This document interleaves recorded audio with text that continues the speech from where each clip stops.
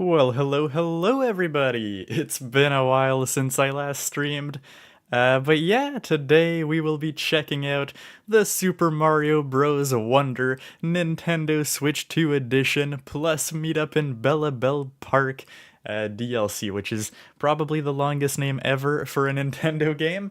But yeah, I haven't streamed in a while, and I still wanted to check this out. This is something I wanted to originally check out on release day. It's been almost 2 months. But yeah, Mario Wonder was a blast. We played the whole game on the channel, and this DLC seems pretty fun.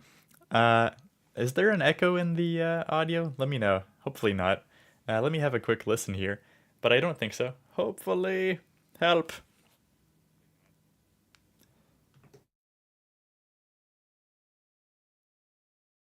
Okay, no, it looks like we're good. I'm just like listening to the audio too loud in parallel, I guess, makes it sound like an echo. But yeah, so I wanted to play the Mario Bros. Wonder DLC. When they first like announced this, I really wasn't sure about it because they kept on like focusing on the multiplayer parts and being local multiplayer and everything. And I probably just don't have anyone who would really like be interested in playing Mario Wonder in my local vicinity and whatnot. But hey, first of all, apparently all those local multiplayer games you can technically play using game chat, which is pretty cool.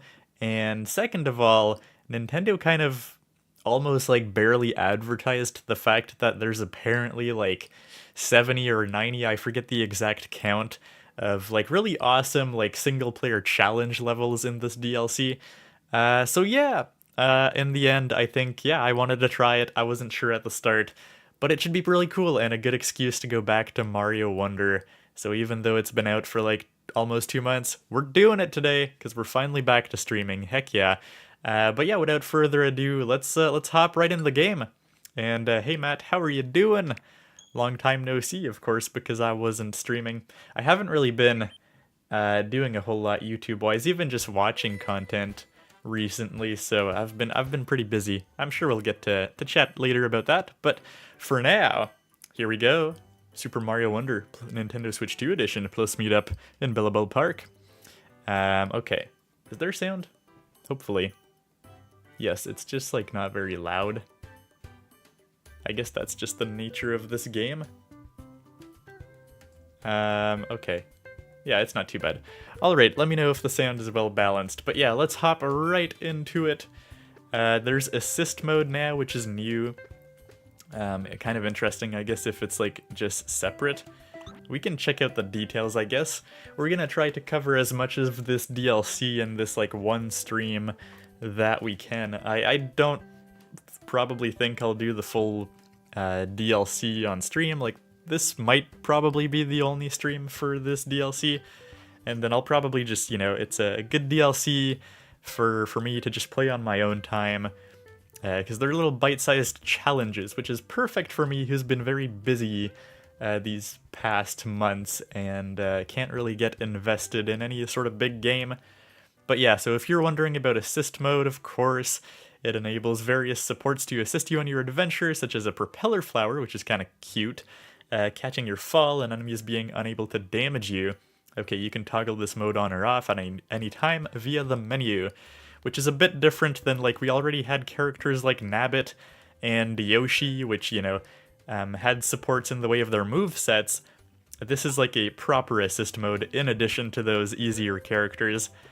And apparently I think people were saying the multiplayer is, gated off for whichever edition of the game you have. And so that's why you can kind of just launch the Nintendo Switch Edition just like here on the menu, which is also kind of funny. But anyways, let's hop right into it. Let's see what there is. This is my save file from the original game, which has everything completed. I 100%ed this game. I think we just played the main story on stream, but then, on my own time, I went to finish everything. And there's a lot of blank slates here, so I'm assuming the DLC just added all of that. And then the Bellabel Park is locked right now. We gotta go, okay, we gotta visit it from the world map, but then we can just hop right in, right from the menu, so that makes sense.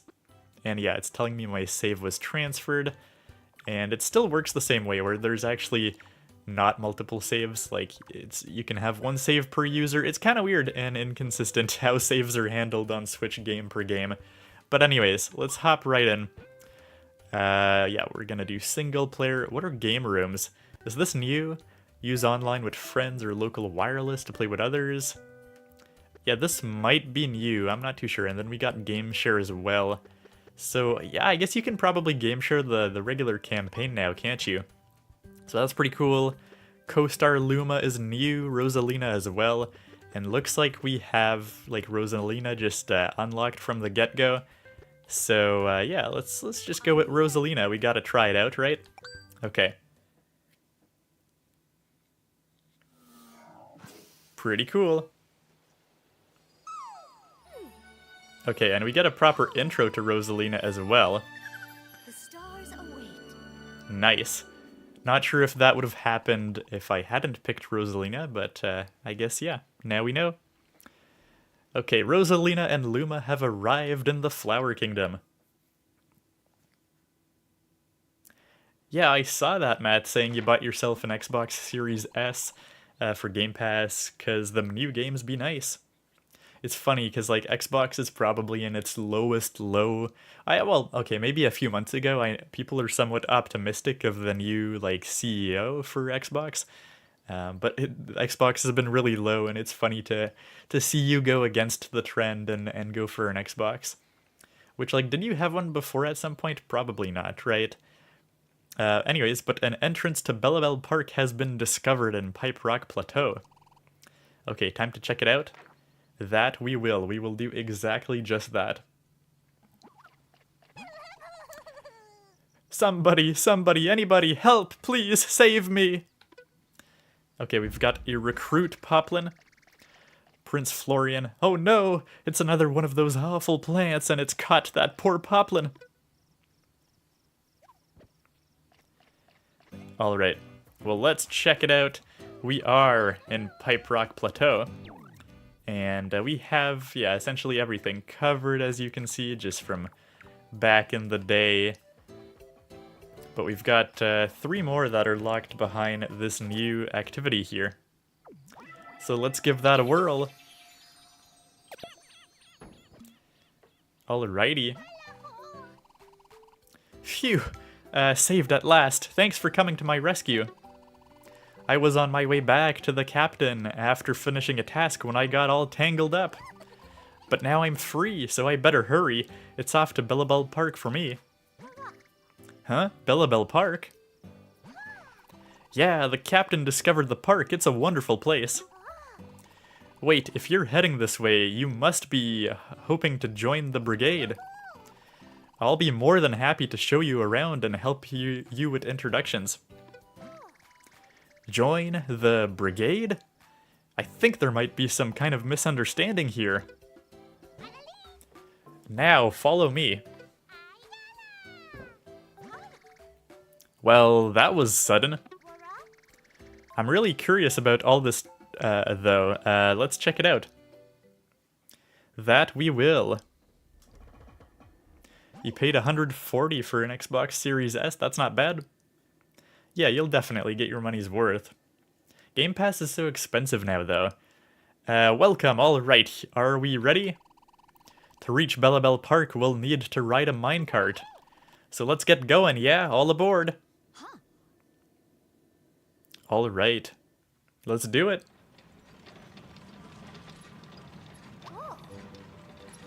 Alright, let's just enjoy the beautiful minecart ride. Going to Bellabel Park, which was just hidden all along, apparently. Of course, Rosalina's just too cool to be on the minecart. Oh no, we've got the Koopalings here too. Hopefully they're just going to the amusement park as well. Yeah, it doesn't look like it. Looks like they're gonna mess with us.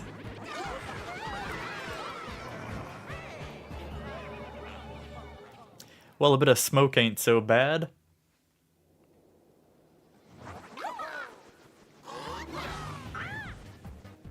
The game definitely looks really sharp now that it's in 4K. I mean, the stream isn't, but I can tell you it looked good. Not that it looked bad before. Alright. What are they gonna do? They're gonna steal all the Bellabel flowers?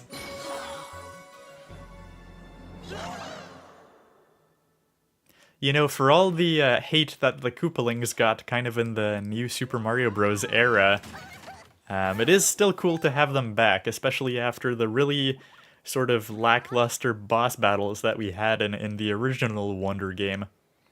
Ow, yikes, is everyone okay? Good thing these flowers were here to catch our fall, huh? Oh, what happened to that odd bunch we saw earlier? Oh no, they're trying to steal the park's treasure. We've got to stop this. Come on, let's go.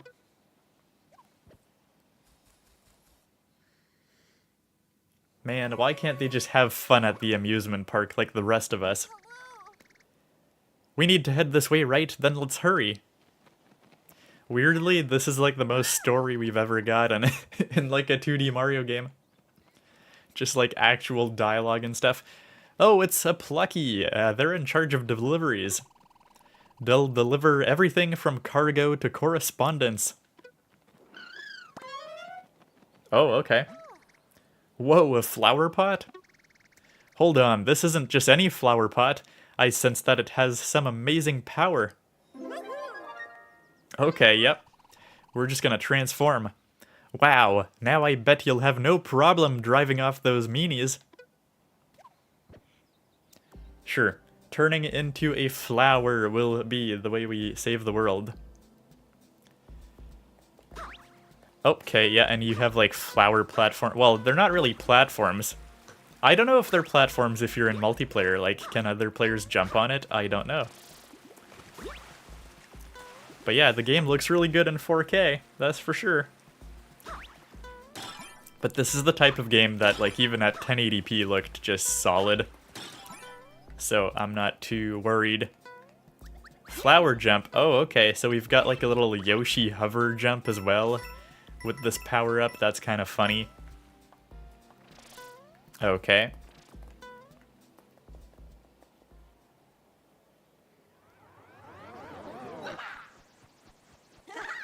Okay, they're just clumsily trying to steal the big flower. And unfortunately, it looks like they might succeed. I guess we'll stop them from doing that. Nothing too fancy here. Alright. Apparently that did it. Not quite. Sure, but we'll use this weird power-up to get them. Okay, yep. Sure. Are they done for? Nope, not quite. We're going again.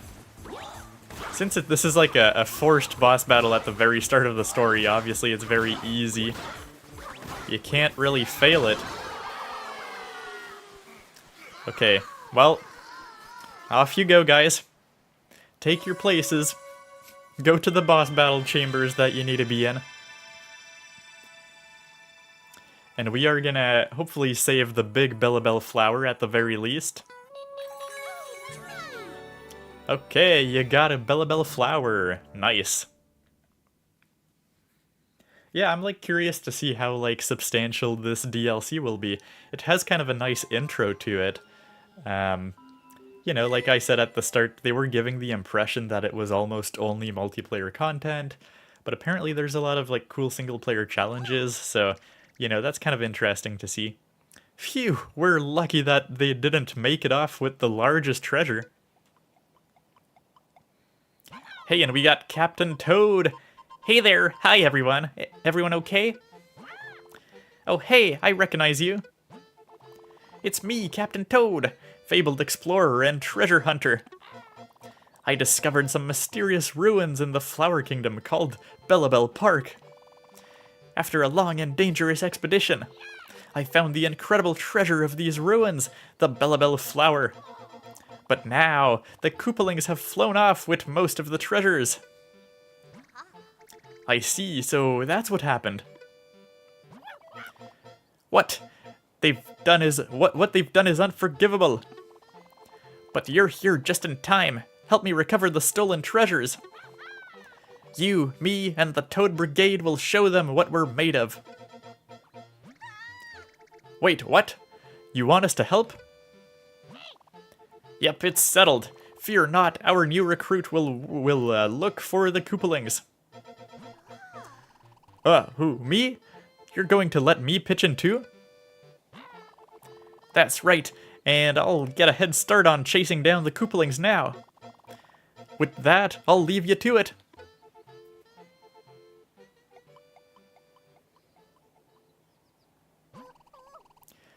Whoa, a mission from the captain? Then it's time for this flower to shine.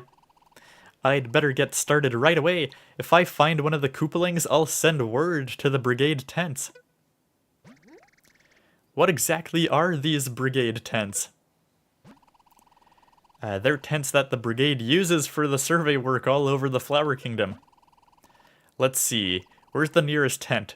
Oh, the one in Pipe Rock Plateau. Okay, that makes sense, yep. To get back to Pipe Rock Plateau from here, just ride the minecart again. I'm off then. Safe travels to you and me. Alright, sure thing. Wow, that one's fast. So we defeated Bowser, but now we have his lackeys, the Koopalings?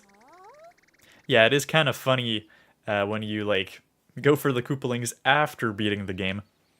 Then we've got a new threat to deal with. Can I still count on your help? Yes. Thank you. I can tell how much I appreciate it. Okay. Alright. Yeah, I mean, from what I was seeing, people were saying that if you're playing this game for the first time, or replaying it or whatever, like, the boss battles very much feel like they are, you know, meant to be played alongside the main story, which, you know, obviously gives them a better vibe, right, of like, okay, we've got proper boss battles now for these worlds. So that's pretty cool. Let's see what this report is all about, I suppose.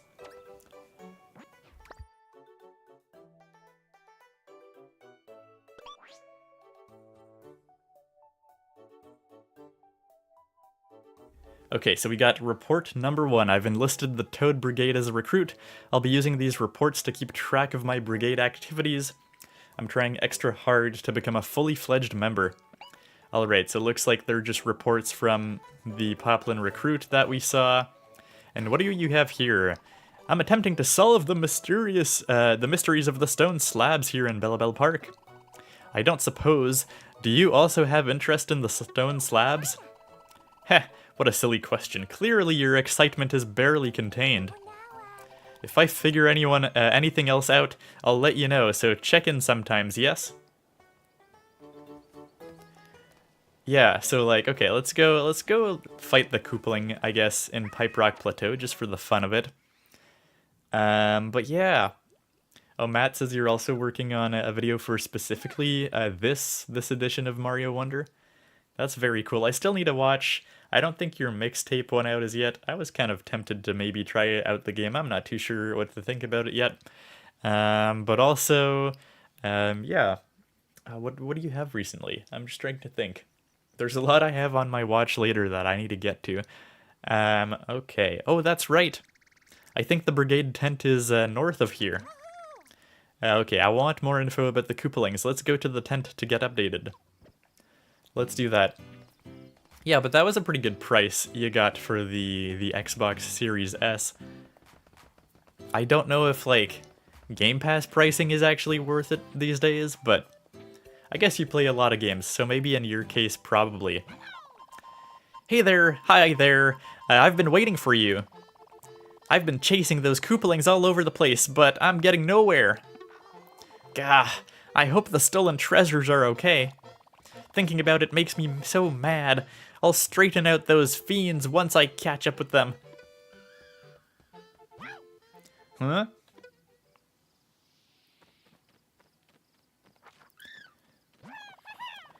It's a report from our brigade's recruit. Oh no, we got Wendy! Urgent recruit report, I've found one of the Koopalings deep in a forest. I'll hide in the trees so I can keep an eye on her. The forest does seem different than usual today. Please get here fast. Okay. So it's literally just a menu that takes you to the boss fight. That's kind of interesting, I suppose. Okay. Yes, Star Fox 64. That's why I was like really interested in checking it out. But man, it's been so busy. I've probably played like less than like 4 hours of games this whole month. Oh, you followed me all the way here, huh? I suppose I'll humor you with, we can fight, but I already know how it'll turn out, hehe. With this splendid wonder power from Lord Bowser, how can I lose? Okay, and of course we are still Flower Pot Rosalina. Okay, so you're a big fish. No big deal. I would feel kind of stupid bragging about that power and then just turning into a big fish. Okay.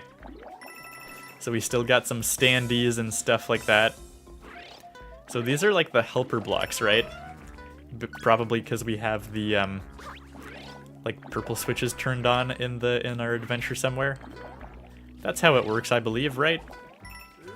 Sort of works like how it does in Super Mario World when I think about it. I don't think I had ever like beaten Super Mario World when I first played Wonder. But we played Super Mario World on the channel at the start of last year. Okay. So far so good, so there's like an actual sort of level, if you can call it that. It's a bit of a light, sort of somewhat empty level, but there is a bit of a level just to get to the boss fight, which is kind of neat. It doesn't really feel like a proper level, though. That, or, you know, I guess they made this level easy, because it is still part of World 1. Like, they tried to make it fit with the base game more so than the DLC for these boss battles, so I guess it makes sense that the World 1 stuff would be easier. They're not treating it as post-game content so much as, like, a fix to these boss battles. Okay, and we got yet again another of these power-ups. Alrighty. Let's see what there is.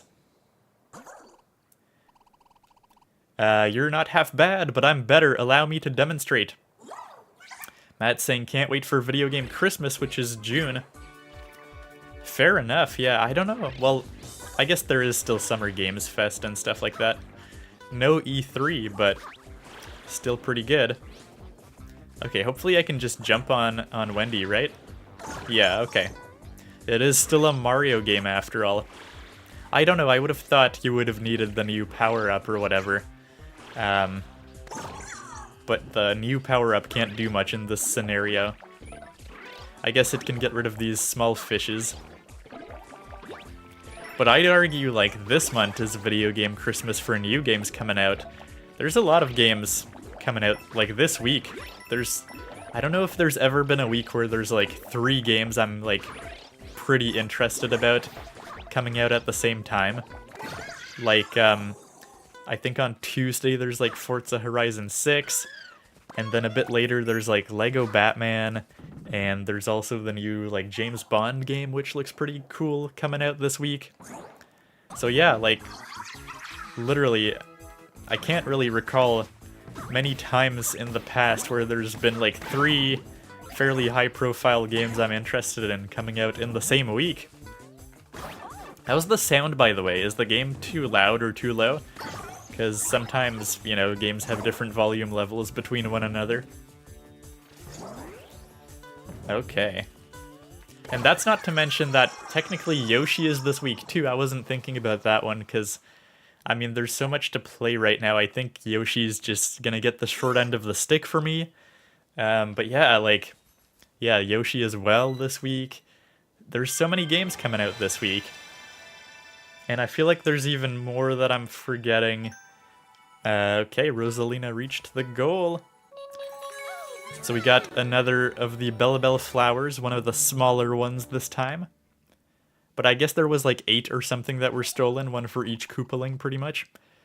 Great job, she really did trash around like a fish out of water, huh? Yeah, pretty much.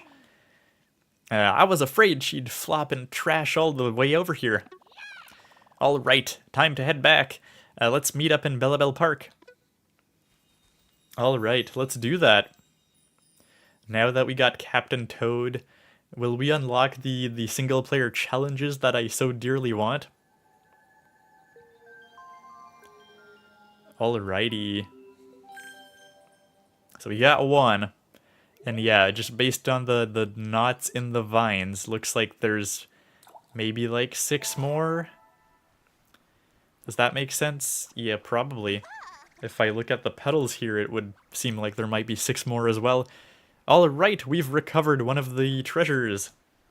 Nice. We've got this. We'll take down the Koopalings and reclaim all of the treasures. Oh, that's right. One of our veteran members, Brigade Blue Toad, is over at the training camp. Be sure to drop by over there and check in later, okay? Okay, well, let's do exactly that, because I kind of want to see what the single-player challenges are all about. And with that, we're off to search for treasure. I mean Koopalings. I mean, kind of both, really. Rosalina, I hope you and your party can find your way to another brigade tent. Yeah, let's try that. And off they go with their flowers.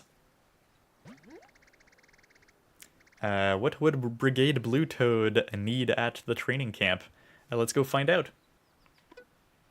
Yeah, them just like flying off with flowers just made me think of one cool thing I did this weekend. I finally got around to beating Astrobot on PlayStation. That was like a game that I started playing in like January of 2025.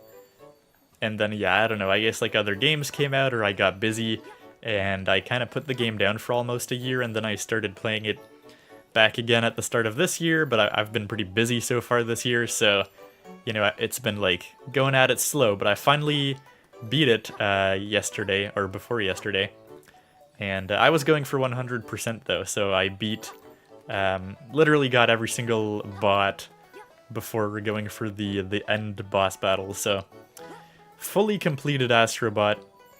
Technically I still have some of the post-game free DLC they added left to do, so there's like a handful of levels. Not sure if I'll like keep that for a stream or something. That could be kind of cool. Okay, so this goes to Attraction Central, which is technically the part they kept on advertising. You're standing in Bellabel Park's Camp Central. Beyond here is Attraction Central. If you want to have fun with other players, head over to Attraction Central. Oh, I see, so they're like, kind of, they have a gate between the sort of single player portion and the multiplayer, and of course the multiplayer portion is technically like the bulk of it. It's cool that they all have like Lumas though, very cool. And yeah, this just goes back to Pipe Rock Plateau. How does the menu look like these days? Is it still the same? Okay, so like Bellabel Park, all of its attractions can be just accessed from here.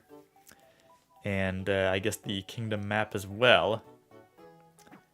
Alright, so that's kind of neat. What else do we got here? Anything changed? Of course, we've got Co-Star Luma. Only when there's 2 players. That makes sense, because that's like the one where you draw with a mouse. You can draw some blocks in. Sort of like the Wii U version of New Super Mario Bros. U, I suppose, in a way. And yeah, Luma and Rosalina are the only additions when it comes to that. And what else? What else do we got here? I believe we got like new badges in the sense that you can have... So, okay, there's actually a lot of them. An uneven number, but there's like dual badges now where there's like badges together. So we don't have those yet. Not sure if there's new greetings. Actually, these greetings might be completely new. I don't remember there. Yeah, there was not this many greetings before. I don't know how it worked before now that I think about it. Do we have new standees? Only for Rosalina. So no one else gets new standees. That makes sense, I suppose. You can turn on assist mode. We got online and game rooms. So simple online is on. And then, so this is how they differentiate it, I guess. Use online or local wireless to gather other players in a room and play together. I'm just kind of looking through all the menus because this game, it's hard to wrap your head around everything they added. They didn't like market it very well, but it's also a lot of like very ad hoc changes. So I guess you can play with people together. I don't know if you're free, Matt, but maybe eventually I want to like try some stuff out with whoever's in stream at the time. Okay, that's kind of cool. And this should probably just be the regular stuff, right? Yeah, okay. I assume nothing has really changed for the most part. Well, there's local multiplayer camera. That might be new, I believe. So you can pan out better when you're like just multiple people playing locally. Yeah, there's probably a few new settings here, but it doesn't really matter. And yeah, player options and stuff like that. Anyways, let's see if we can get started with our Toad Brigade Training Camp, which is arguably the bulk of the single player content here. Matt says you can't, no worries. Okay, I've been waiting for you. Welcome to the Toad Brigade Training Camp. Members of our brigade do all their training here, day in, day out. And now that I heard that the captain has given you a very important mission, so I'm inviting you to try our training courses to sharpen your skills for what's ahead. Oh, and when you clear a number of trainings, we'll give you the brigade's special patches too. What do you think? Want to take on some training? Sure. They call it training, but apparently they're like, you know, they're fairly high-end sort of single-player missions, which is kind of fun. Our members must strive to be their best day in, day out, so train up, okay? Okay, so yeah, we're starting with a few of these. I guess these are like categories. Recommended training, okay. So there's like recommendations too. Okay, so I see. There's like different categories, but then they all have a lot of stages each, I guess. Let's just collect coins in time. Let's just start with that. And what else? So like, okay.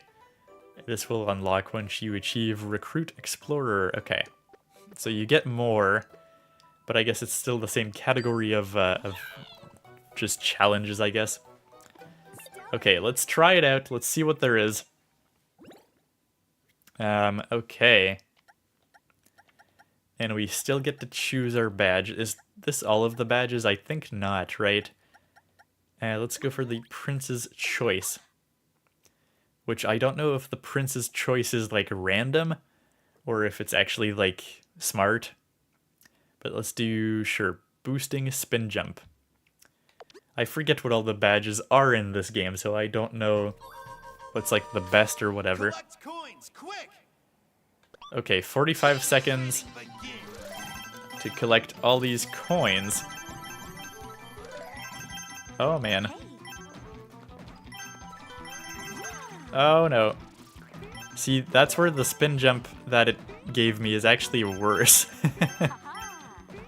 Okay, but that one was pretty easy, so there was no worries in that sense. Okay. So that worked out pretty good.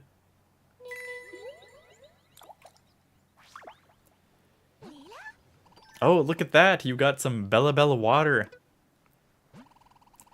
If you pour Bellabel water on a sprout, a marvelous flower will bloom. And the best part is you can only find out what kind of flower it is after it blooms. Okay. But yeah. Yeah, Matt says, you know, June is more the hope that PlayStation and Nintendo will do something as well. Yeah, for sure. Like, it is kind of like what used to be the E3 period. I'm sure there will be like some cool announcements. Like, we don't really know what Nintendo has slated for the second half of the year yet. Okay, let's use the Bellabel water and see what we get out of that. But yeah, Matt says that's true. A lot of games are coming out. Yeah, Forza Horizon 6 being on Game Pass made me get an Xbox and Game Pass. Oh, really? I would not have thought that that would have been like one of the reasons. But I think like I've played Forza Horizon 5 on Game Pass because I used to have Game Pass. And because it used to be you could like do, there was a trick you could do, upgrade to Xbox Live Gold and you know, get Game Pass for like $5 a month. And I had paid it for like 3 years. But I don't think you can do that anymore, and now Game Pass is like 25 bucks. So for the little that I play, it's not worth it. So I think I'll just like be buying Forza Horizon outright this week. On PC as well, because I only have an Xbox One.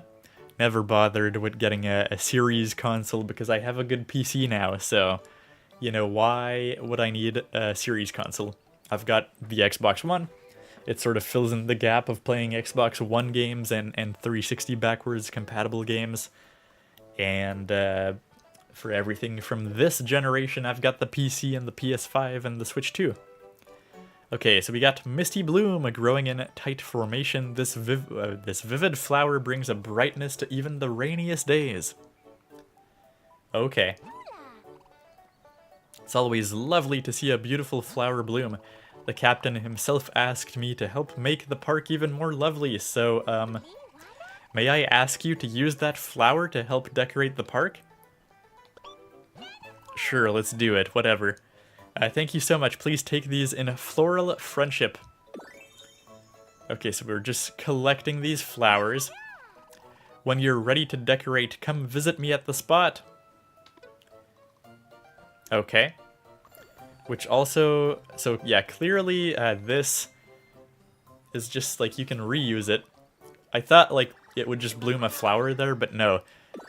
It's like stuff for your collection. We got a woodwind instrument that a Poplin band member plays. Okay.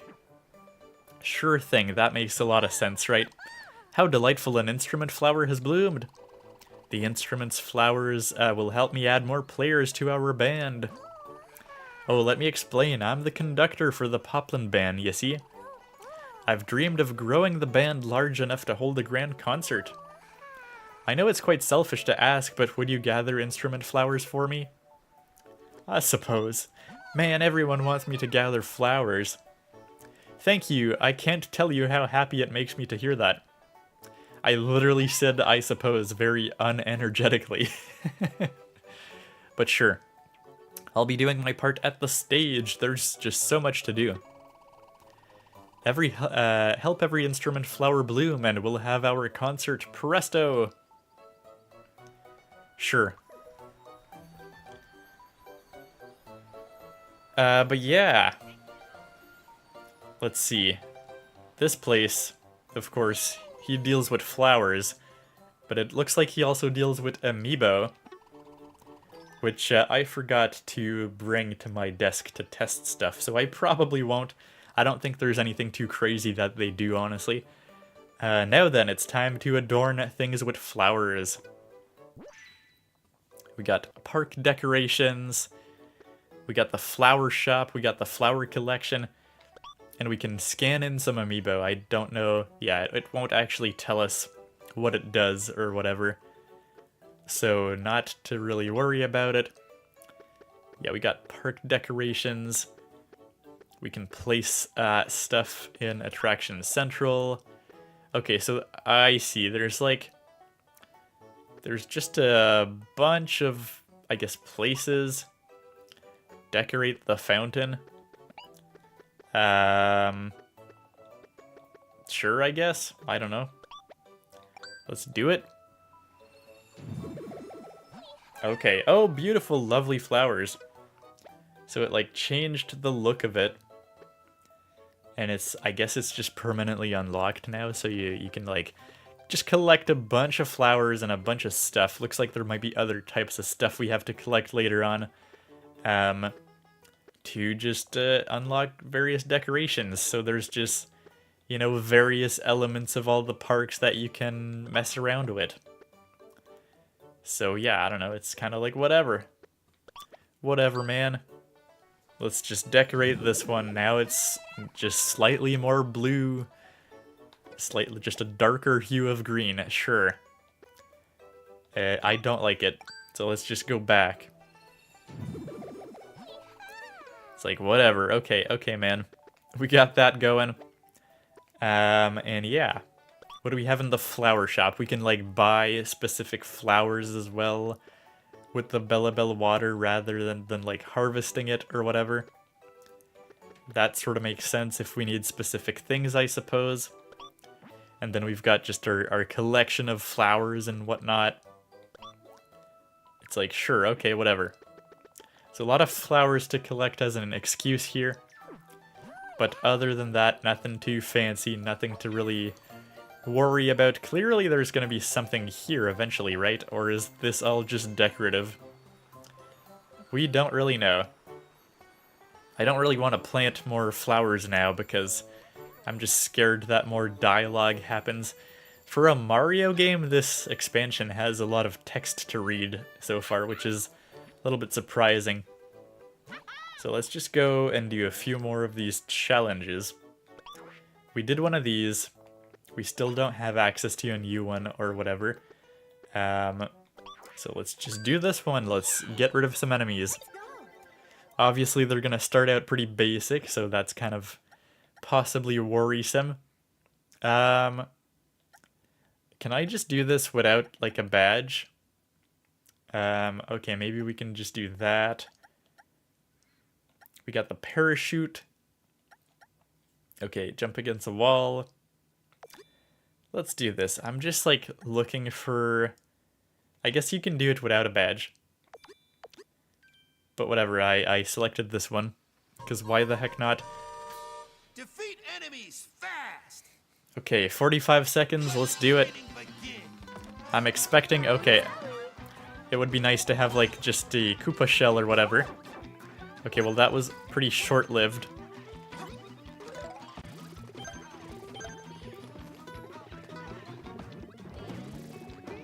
Okay. 6 to go. Okay. Sure, we got the elephant power-up again.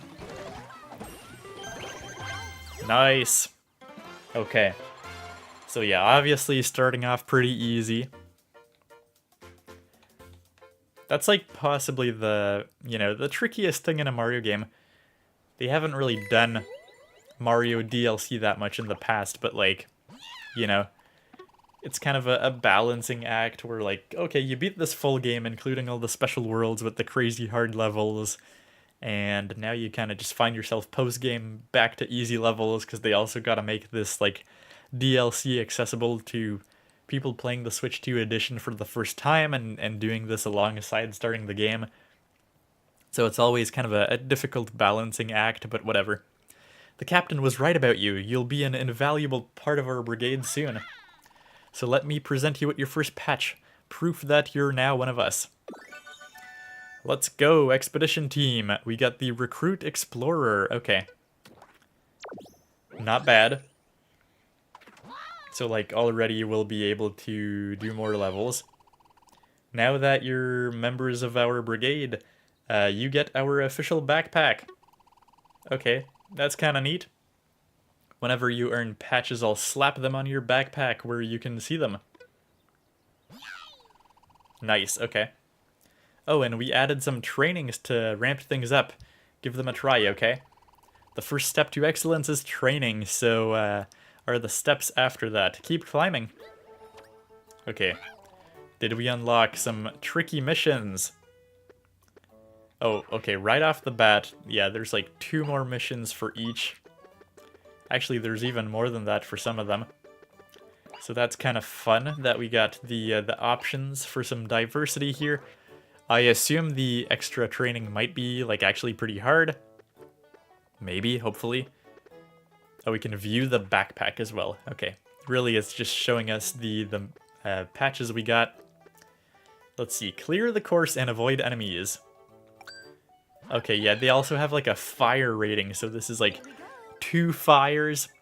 This might be hopefully a bit trickier than the intro ones we got. Give me something interesting, you know? Okay. Find the enemies and get to the goal.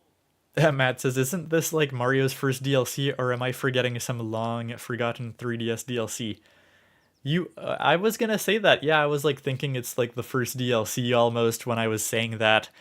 Technically not. Technically, the first DLC Nintendo ever made, I believe, was for a Mario game. They had DLC for New Super Mario Bros. 2 on the 3DS, where they tried to charge like an obscene amount of money for like packs of 3 courses at a time or something. But they were like pretty challenging, I feel like. They were really like meant as post-game stuff, and they were also less integrated into the main game. It was really separate. But they did do that. And, you know, technically the whole... I don't know if you can count New Super Luigi U as a DLC. It's kind of like its own standalone game, but also you could buy it as DLC for New Super Mario Bros. U back on the Wii U. And yeah, that might be the only instances of DLC for like a mainline Mario game ever. Aside from a few free updates for Mario Odyssey, I guess, but you know, they never added anything substantial beyond like Balloon World and a few costumes or something. Anyways, let's clear the course and avoid the enemies while wearing the Spring Feet badge. Okay, so let's see how we do. Looks like we don't have a time limit. And we can just like go straight down the pipe here. And possibly just like avoid a bunch of this. Can we actually just like literally avoid the whole thing? That would be kind of funny. So are we on a timer like at all? You think there's anything cool up there? I don't think we can go up there. Okay, let's see if that just like bypassed a nice chunk. It seems like it pretty much, yeah, it really did. How'd you do that?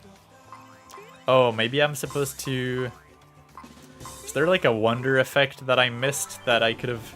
Oh, that's, yeah, I was just supposed to reach the flower. And yet again, a nice reminder for someone like me who didn't play this game in a while, that standees are pretty cool. And they show you some hints. And people are still placing standees very strategically in the year 2026, so that's kind of cool. So yeah, slightly harder challenge, not that we, you know, had any sort of actual challenge with that. This one is 3 fires. Let's see how hard they actually get. Clear the course and avoid the coins. So no coins for us, I believe. Yeah, Matt says it was sold separately on Wii U. Yep, exactly. Yeah, wall climb, sure. Actually, that might prove fairly useful for, yeah, what we want here. So let's give that one a go. Avoid the coins and get to the goal. All right. Let the training begin. Yeah, we can definitely... Okay, I don't know what I'm doing here. What am I doing? Oh, okay, I see. They, like, eat up the coins. Oh, yep. The momentum got me. Let's get that restarted. So yeah, these guys literally eat up coins. So that's actually very helpful. They're being very helpful. Okay. Let me play this a bit carefully. Let's go. See, they're like helpful and unhelpful at the same time. That's why it's like an auto-scroll level. Adds some challenge to the whole thing. Man, there's just like a 10 coin taunting you. I just want to get the coins. Okay, okay. Oh man. Oh yeah, this one's gonna be slightly tricky. Not that it's like anything crazy, but you know, there's a bit of meat to chew on at least in these when you go for the harder ones. Oh, and we can see some players, and Yoshi died as well. Nope, gimme... the parachute might actually be useful. Let's give it a try. Once again, let's go. Let's give it a whirl. Okay, sure. I mean, being small for these levels is probably pretty useful, actually. But yeah, the parachute certainly gonna come in handy.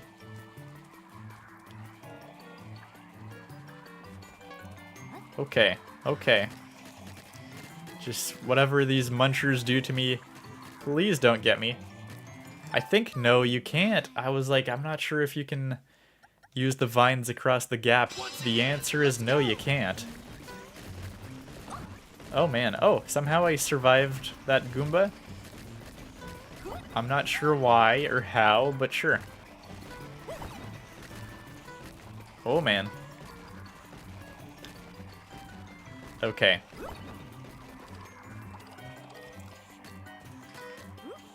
Let's just go here.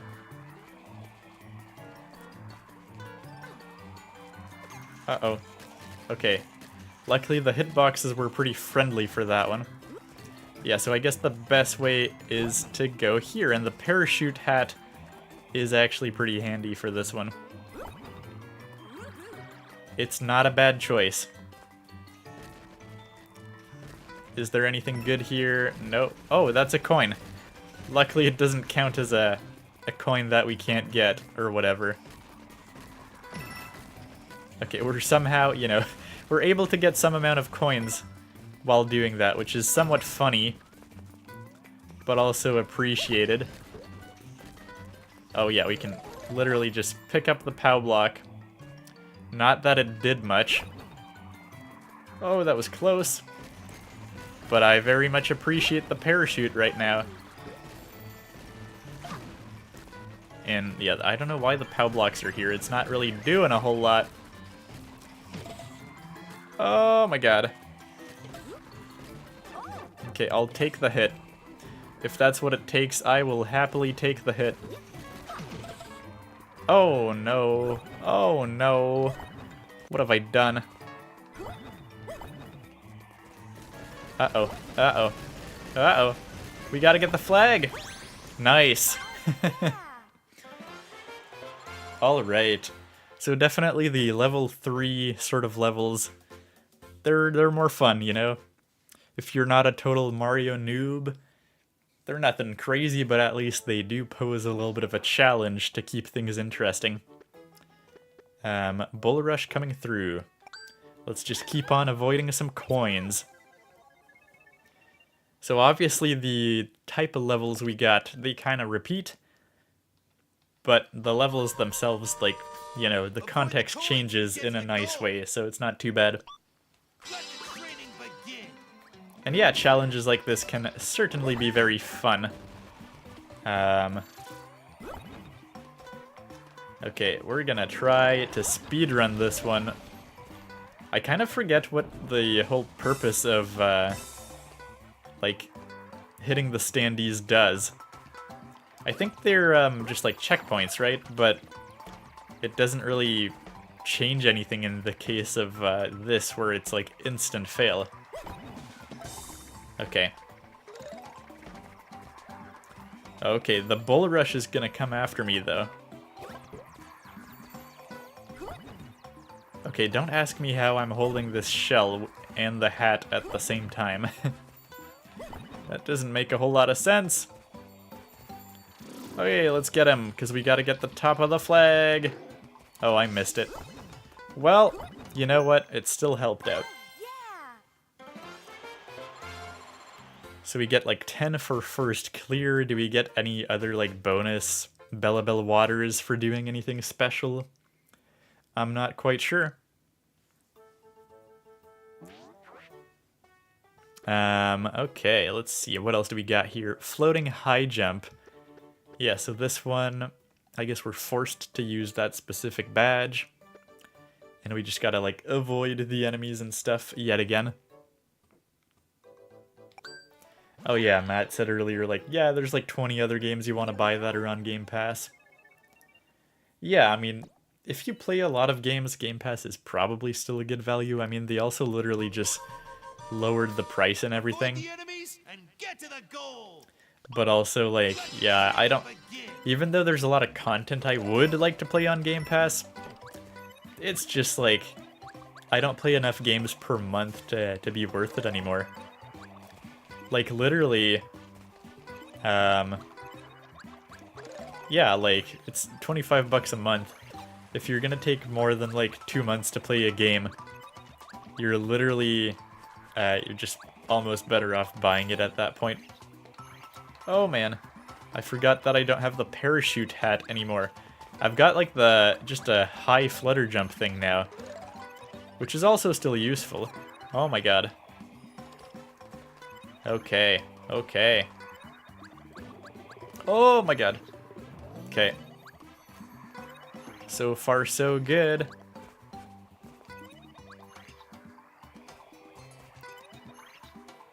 And I don't think we can get the top of the flag. Well, maybe we can from here. Almost. It's probably possible, but yeah. Not bad. So do you only get Bellabel water for first clear? What happens if you redo it? So, okay, it's kind of nice. They don't put, like, a timer on the side. They don't want to, like, pressure you. But, like, you can, like, there is still a record to be got, I guess. Or at least it tells it in the, okay, yeah, it tells you your best time here.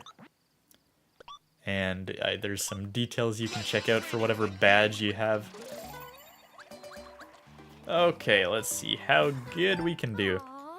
And the answer is not very good. We're trying to be too fast. Even though the whole point of redoing it is to speed run it.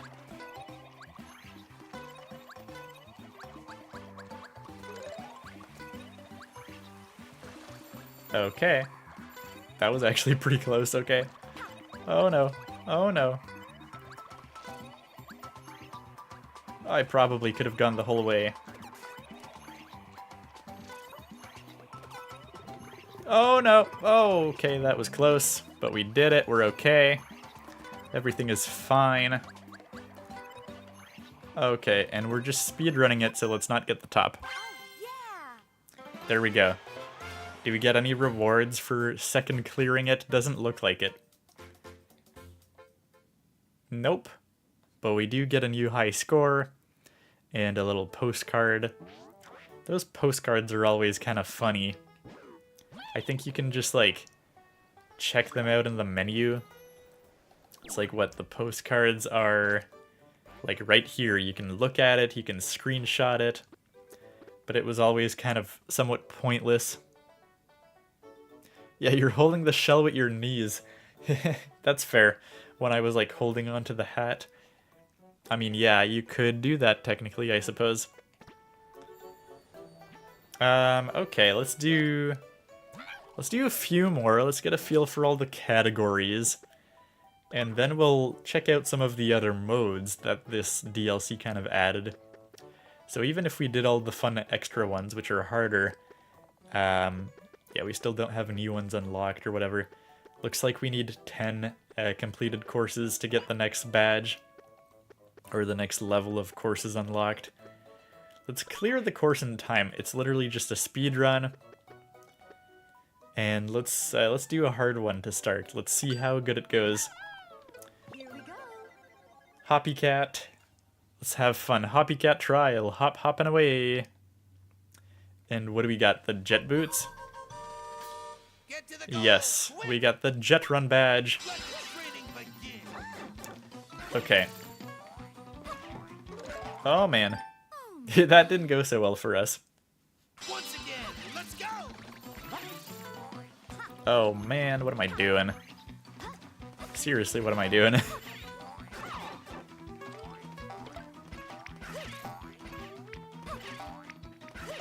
Okay. Is this actually gonna be hard? Because so far it doesn't really seem that hard. Okay, apparently we gotta go here.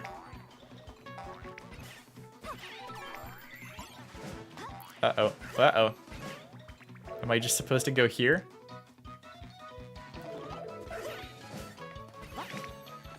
Yeah, okay, I see, I see. Yeah. So that wasn't too hard. That's a bit unfortunate considering that's supposedly the hardest one. Probably not the hardest one, but still difficulty 3. And it was pretty easy, unfortunately. Okay. Clear course and stay invincible. So is it like literally just these 4 specific categories all the time? It's like the only ones they could come up with. Let's go. So it's like slightly disappointing if there's only these 4 categories, but you know, they're still pretty good. Oh, can we do like 2? Is that the idea? No, okay. I'm not too sure. I'm really not too sure. Whatever. Let's just keep our parachute hat. We don't really know what's best for these courses yet. All the way to the goal! Okay, so I guess the goal is to get, like, Let the training just begin. more stars. Yeah, we gotta, like... Nice work. Oh, the fact that I can't, like... Can't do my, just spin jump is gonna be kind of annoying. Remember, this is like the difficulty 3 one. Uh-oh, uh-oh. Okay. So, like, not a big deal.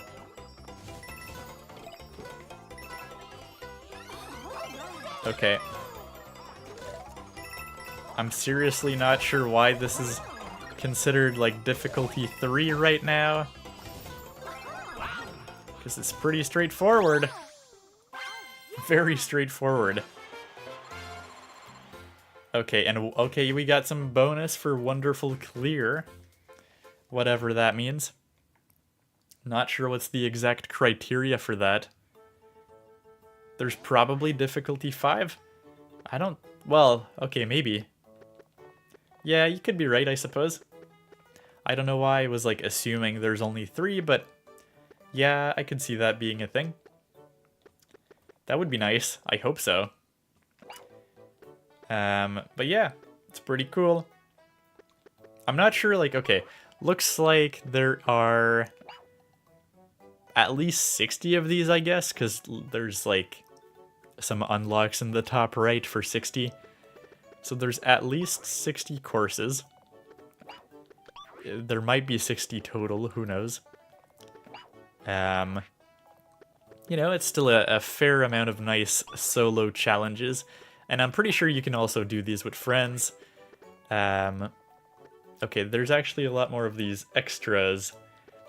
And the clear conditions for these ones are kind of hidden away for the other ones. So that's kind of cool. You've got recommended training for whatever reason. Defeat the enemies in time. This one seems fun. Let's give that one a whirl. And then we will try another mode. Because there's actually a lot of modes to try out and see and do and whatever. So, yeah, I hate how you have to choose a badge without really knowing what you're in for. Maybe the grappling vine? Let's give that a go. I'm not even sure how you unlock the double badges as well and stuff like that. Fast. Let the training begin. Okay. Uh-oh. That's not good. We're already tiny. Uh-oh. Okay, I would have actually probably liked something that would help me jump higher, having known that. Oh, and we died, so... Floating high jump is probably the key, actually. Once again, let's go. Oh, that is unless you actually just jump way too high. which is also a concern. Oh, come on, really? Maybe the floating is more floaty than you would hope. Timed high jump, okay. So that's like the triple jump, really. Boost spin jump. Maybe that's better.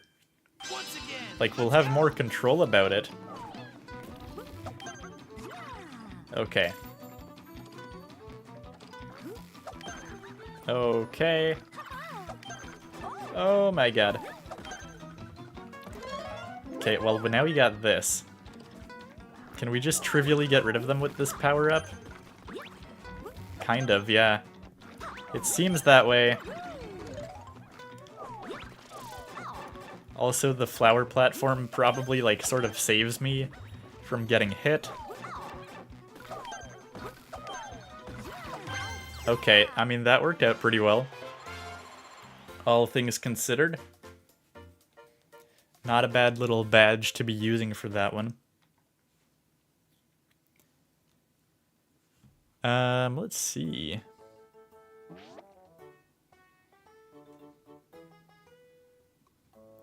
Alrighty. Let's try out another mode and see what there is to offer. So we got some Bellabel water, some stuff like that. Maybe let's plant a little more, see what there is to do about that. Oh, looks like we got some greetings. Heart eyes, okay. So really this like sort of watering mechanic is really just like a gotcha system. Okay, the number of greetings you can use increases when a greeting flower blooms. Open the greetings screen on the main menu to select which greetings to use. And yeah, we had kind of already seen those greetings. Oh, okay. So I guess we got our answer. This is how we get some dual badges. Everything just revolves around the Bellabel water, apparently, so that's pretty cool. Super mushroom plus the blocks. So that's like, okay, literally just pretty good. Makes things easier all around. No, I don't want to try using it, actually. What am I saying? Is it just gonna be a chore to, like, go through all of these? Hopefully, eventually, there's, like, less things it tells you as you pull these things. You can now use fountains to water several seedlings at the same time. Stock up on Bellabel water and give it a try. Ah, yes. Okay, that's good. So we can, like, either just go for 4 or go for, like, 40. And we can just collect a bunch of stuff all at once. Okay, we got a badge. Very cool, another badge. More badges. Some hearts. Some flowers, some more flowers. Okay, so that's not too bad.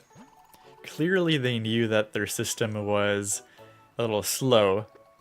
You want to try using a different badge? No, thank you. And yeah, you could even like skip going through them, which is kind of nice. Okay, so let's... Where does this go exactly? Is this going to... Oh, this is like a quick travel? I see. This is specifically for the boss battle tents. So do we have a report? We do. Oh, is this for all of them? Almost all of them? Okay.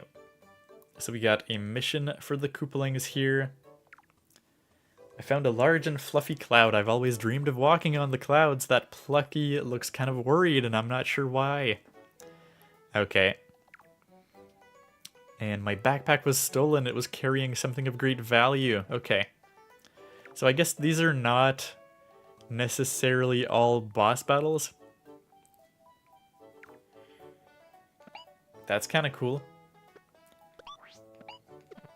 Is there just like more missions we can get from that? What if I go here? Do I have access to new stuff? It doesn't really look like it, but let's go to Pipe Rock Plateau because I'm kind of curious to see if we like have more than just the Koopaling stuff. Is there anything? No, so we can fight Wendy again. And oh, is this something? Probably not. I was gonna be like, is the white glow around it something special? It's probably just part of the regular level though. Because I'm not seeing anything crazy here. Oh, you can see the Koopalings crashed in the background there. So that's kind of funny. Yeah, other than that, we don't really know. I'm not really seeing anything crazy. So I assume not. Let's go back to Bellabel Park. And we'll see what we get here. Probably like next week if I manage to stream again, I'll be back to finally playing like Pokemon Legends ZA. I've literally been just like waiting and saving that game for stream, so I have not progressed since like October in that game. How do I get these? That's what I'm most curious about right now. But let's go to... oh, there's a new discovery. What do you have for me? I've made a new discovery! I managed to unravel one more of Bellabel Park's mysteries. Surely you want to hear all about it, yes? Here in the middle of Camp Central, you'll find a large flower pedestal. There's always a pleasant breeze blowing from it. Long ago, propeller flowers were used to fly all over the kingdom. You can fly almost anywhere with one, so convenient, wouldn't you say? I'm quite certain they'll come in handy for tracking down the Koopalings. That's all I've got for new discoveries. If I get to the bottom of anything else, I'll let you know, so check in sometimes, yes? Okay, let's go to Attraction Central. Ahead is Attraction Central, where everyone plays together. Play in local multiplayer or try game rooms online or locally. Would you like to play with others, or do you want to check things out solo? I'll check things out. Let's see what that actually entails. So we got a bunch of stuff here. This is the Attraction Central of Bellabel Park. Okay, this is the funniest narration I've ever heard. The Poplins who have joined the Toad Brigade are in the midst of setting up the various attractions. Literally, who's talking? And I don't know why. It's just funny to have someone talking so human-like in a Mario game.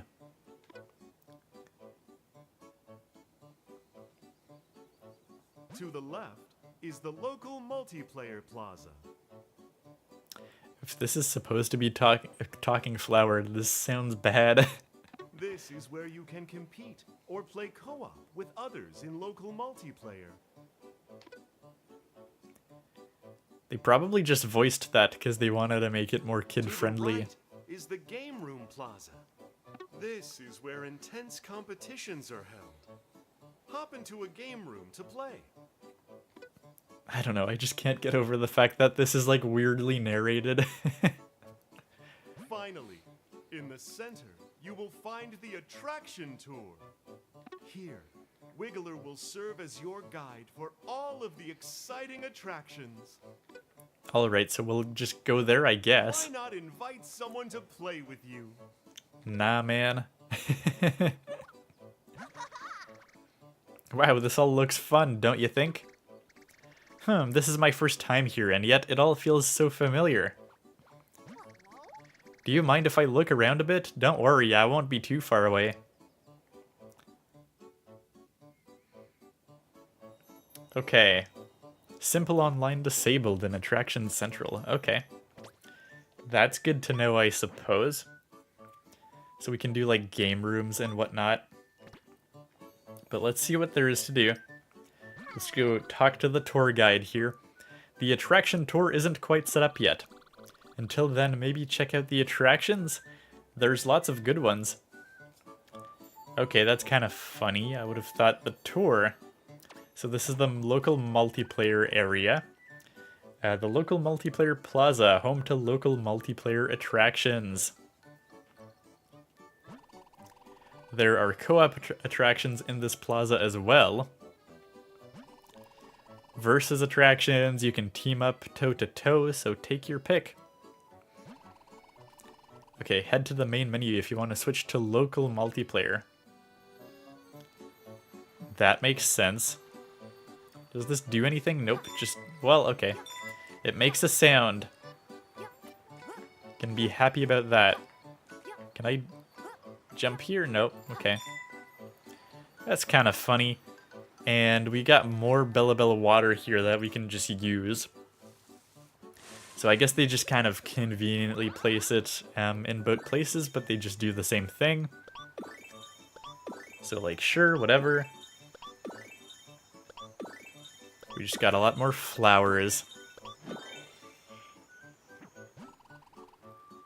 And nope, I don't want to use a badge. How many of these badges do we already have, by the way? Because there really can't be that much. Yeah, so these will probably be pretty quick to unlock overall. And we have a lot of greetings, though, to unlock, that's for sure. Also, I don't really know how you would unlock the standees for Rosalina. I assume maybe it's just the way it worked in the base game, which I forget how it worked, but I mean, probably.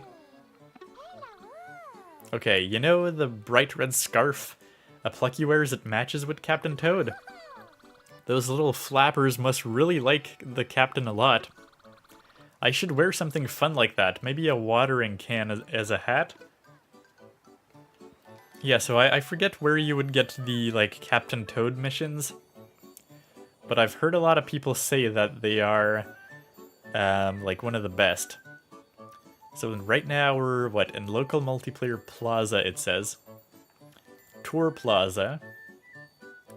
So we've got all these things. What is it, like, all versus? This is, like, the versus area. Okay, and then we got the co-op area, but it's all the local multiplayer stuff. Can we, like, go up here? Oh, we totally can. That's kind of funny. What do we got? Want to know a tasty tidbit about an attraction in the local multiplayer plaza? In Tip Tap's coin spree, Tip Tap might also drop a superstar for you. And if you grab a superstar, you can collect a lot more coins. So try to use a superstar's power to nab more coins than your rivals. Yeah, okay, so you just got like random tips or whatever. Which is kind of funny and random. And, yeah, let's see. Yeah, so just a bunch of co-op attractions. Oh, look at that. Fly Free Captain Toad is the one that people say is really good. Also, this one looks kind of like Kirby with the cloud platforms. So can we do these just solo? I don't know. So we got Fly Free Captain Toad. These attractions are exclusively for local multiplayer, but you can take a look at things if you're curious. Okay. So yes, you can take a look. And then we've got a bunch of these. But we have to be in multiplayer. Okay. So that sort of makes sense, yes. Okay, and like apparently local multiplayer like also includes like game chat. So it's kind of like weird where I feel like they mostly did this to like sell game chat to people to sort of force them to learn about it. Where it's like, okay, you can still game chat with people who are not actually local to you. And yeah, like still do some stuff. Which is kind of cool. But also it would have been nice to be able to play with randoms, I guess. Especially since like random players are already sort of part of the game. Okay, and we've got the cart as well here.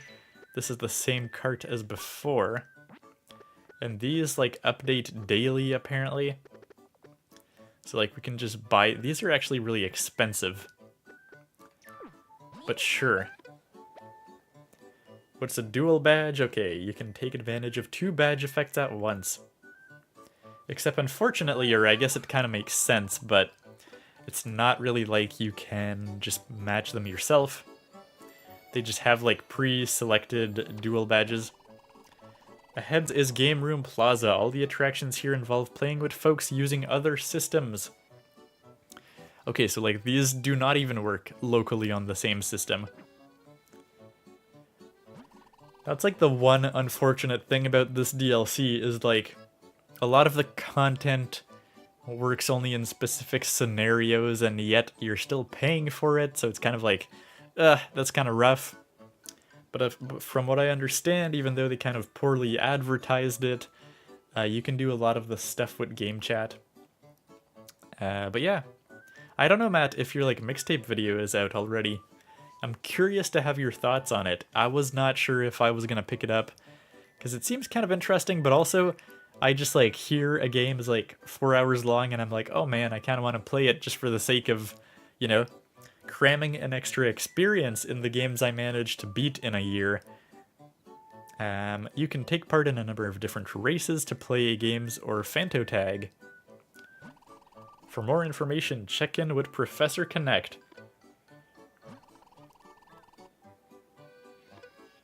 Okay, and you can also access game rooms from the main menu. So we got that going for us, and okay, there's more duplication here with yet another one of these. So is it just 2 plazas, like it's Game Room Plaza and Local Plaza, or is, I thought there was like a third portion to this, but probably not. I assume this is like the parts you can actually play online. And what else do we got here? So this is still Game Room Plaza. You've got like an inside scoop on some stuff here. Whatever that is. Want the inside scoop on the attractions here in Game Room Plaza? When you're competing in either the propeller flower race or the flapjet race, you'll see your speed increase if you move directly behind whoever's in front of you. That's called the slipstream effect. Take advantage of it whenever you can. Okay. So again, these guys just like giving more tips to people. Can I like climb this? Oh, you technically can. I think. I assume it's kind of like tricky to do in this sort of like fake 2D game. Or like semi 3D game, but yeah, you can technically climb all the way to the top. For no particularly good reason. Ah, and we're back to local multiplayer here. Okay. So let's try the game room stuff, because I believe we can totally do that. Hopefully the video will be done Tuesday. Nice. Yeah, you said you had like a sort of different editing style going forward. I still need to check out the Star Fox one to see what it all means. Okay, so we got a propeller flower race, and we got jet flap race. Is it all versus? Yes, there's no co-op for the game room stuff. And like a lot of people were pointing out, these ones that sort of work online, it's mostly all races. Like, other than the Fanto Tag, I think. Yeah, the Fanto Tag is the only one that's not a race. Wow, okay. Let's just give this one a whirl. Go faster and faster using dash rings. Okay. So we can take a look. But that's just because we're not in a game room right now. But yeah, charge forward with Flapjet. And stick behind another player to pass through. Okay. So we should probably just join a game room. Which I believe we can do here. A tip for multi-system multiplayer. Be sure to check out exclusive game room attractions. Did you know that certain attractions can be played only in game rooms? I'm talking about the ones where you ride in vehicles. You know, like propeller flowers and roller skates. There's also a version of Fanto Tag for game rooms, if that's your thing. be sure to check out the game rooms sometimes. So is the Fanto tag like the only overlap between the two sections? How does this work? Because it's like sort of hard to wrap your head around all the stuff that is like in this. Connection status. To begin, okay. Do we need this? It's like getting even more complicated than before. The online was always a bit weird in this game, but like now, there's like 2 different modes and whatnot. Okay, you can see the shadows of players from around the world with Simple Online, or you can play directly with other players with game rooms. For more details, check out the entries about the both of them, okay? So that sort of makes sense. How do game rooms actually work? Yeah, you can use game rooms to play online with friends, or to play using local wireless with nearby players. Okay. When you select game rooms, you can see which courses other people are playing at that time, and you can even join them to adventure on the same course. Okay. So that's kind of cool. It works for just the regular adventure as well, so that's kind of fun. While on the connection status screen, select game rooms, then if you want to play with friends online, select online with friends. Or if you want to play with other players who are nearby, select local wireless. Once you've made your selection, you can either create a room or join a room someone else has created.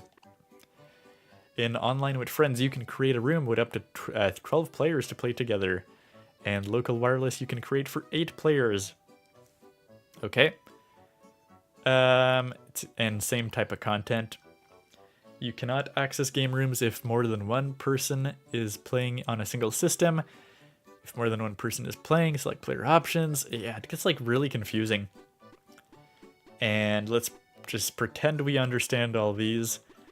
I mean, they're also from the base game, I believe. Heart points, not sure what that really does. Game room attractions. There are attractions in Bellabel Park that can be played only in game rooms.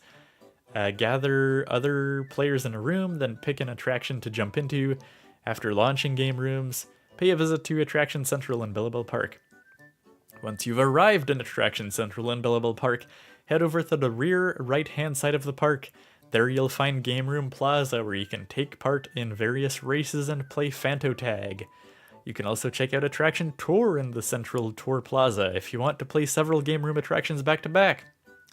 Okay. This is getting like very convoluted for a Mario game that's supposed to be like very accessible. Whenever someone starts a game room attraction, the player in the room that are also in Attraction Central will be eligible to take part, and everyone will start the attraction at the same time. Players in the room, but not in an Attraction Central, won't be able to join, but they can still continue their own adventures. Man, this is like weirdly confusing. So this was literally just the guide. Okay, let's go to game rooms. Let's create a game room. Yes. Okay, let's create a game room. And then play online with friends. Or I don't even... Oh, okay, there's also a connect with friends, which is just like even more confusing. Let's see. So like someone could create a room. You can also find a room. Yes, obviously there are none right now. Like, I don't think we'll necessarily be able to do this today, but you can like... Okay, you can create a room. And then I guess it'll just like be open and like people from friends lists can just join and whatnot. Yeah, it's like brought us back here. So like, okay, now the tour is open and whatnot. While you're in game room mode, you can switch between the player screen and the course screen by pressing Y. Okay. Because like, okay, sure. That sort of makes sense. And I guess the game rooms, they work while you play the regular game as well, which is possibly the coolest part about all this in a sense. So like, okay, right now we're in a game room. Of course, we got like nobody here. What does that actually entail? Like, the tour is open now, technically, it looks like. Okay, no, it's not actually. I'm just confused. I'm just curious to see how all of this stuff works. Like, probably this will complain. Okay, maybe not. Probably, though. Free-for-all or teams. Okay, so that's kind of interesting. Yeah, I mean, this makes sense. Because you can't start if you're, like, one player. But yeah, okay. Yeah, it gets so confusing. Okay, we've got the player menu here. You can, like, fast travel, I guess, to players, it looks like. That makes sense. It's not possible to change the number of players. Okay. Okay, that makes sense. And then we got, like, our typical settings that we already saw before. Man, it is, like, so confusing. There's, like, a lot of stuff to wrap your head around. But yeah, if I go back to the game room thing. Okay, exit friend room. And then we can try. I'm just curious to see what happens if we do this. And then you click the X to connect with friends. How is that different? Oh, is that just like... Oh, we got a friend request? Oh, is that from somebody watching? I don't know. Am I gonna expose them? Okay, one sec. Let me look at this friend request with... Oh, we got the music. I'm sorry we got the music right now. Let's see. Yeah, this is like old. But it like pops up here. Just because they made, I guess, a like built-in thing. Yeah, they just made a built-in thing here. Yeah, where you can like, okay, we don't want to force you out of the game, so there's a pop-up, which is kind of funny. Okay. What else do we got here? That's the big question. Okay. Yeah, of course there's gonna be okay, local wireless is also for game chat, isn't it? I don't know. Like, I don't know if you're doing game chat, if you would have to go for, like, local wireless. So it just gets, like, really confusing. Yeah, like, we never try out game chat. So I don't know how it works exactly. Like, say we do... I don't know, like, you go here. I can't believe we're, like, spending, like, all this time just, like, figuring out how exactly the setup works. Like, to be fair, I know that you probably can't play these solo. But, like, just wrapping your head around the setup is like, okay, how the heck? Yeah, so, like, these are locked. Even though I'm in a local game room. For the local multiplayer stuff. I gotta exit the local room. And then... probably, if I go to this attraction, it'll be like, hey, do you want to connect, like, more controllers? Let's take a look. And then it's like, okay, yeah, you still can't do these. Which is, okay, let me grab some Joy-Cons here. It's so crazy. Like, it's funny because they would make you believe these are all local multiplayer, but then I've been told that, yeah, like, essentially you can do all these quote-unquote local multiplayer things in game chat. So, like, okay, I've got a second controller now. I'm still not sure how that works. But if I go to player options, select 2, and then, like, add, let's just be lazy, let's add a split Joy-Con. And yeah, let's accept that. Now we are 2 players. Co-star Luma cannot be selected while in Attractions Central. That makes sense, I suppose. Let's go with Luigi for player 2. I'm here. And Luma for player 1, because why the heck not? Okay, so now we're both on the map.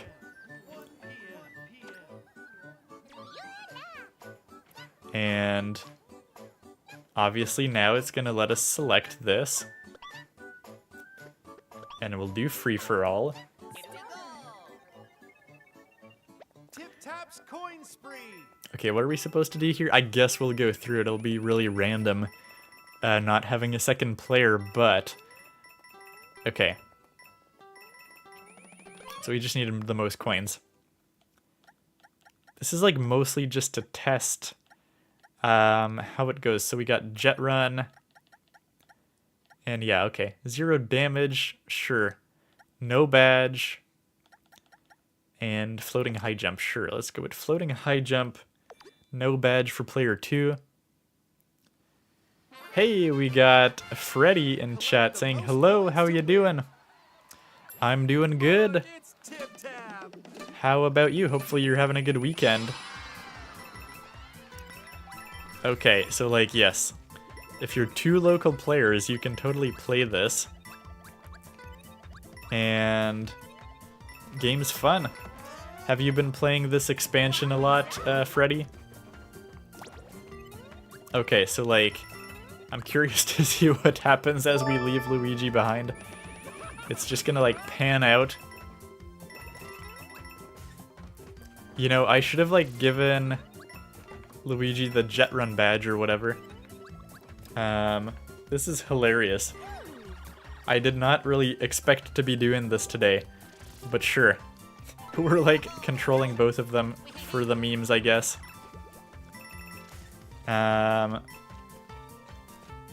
Alright. Because yeah, I don't know if anybody like watching has the expansion or game chat or whatever. I think this can be totally like joined via game chat and stuff. Okay. But yeah. It's like such a weird like convoluted multiplayer.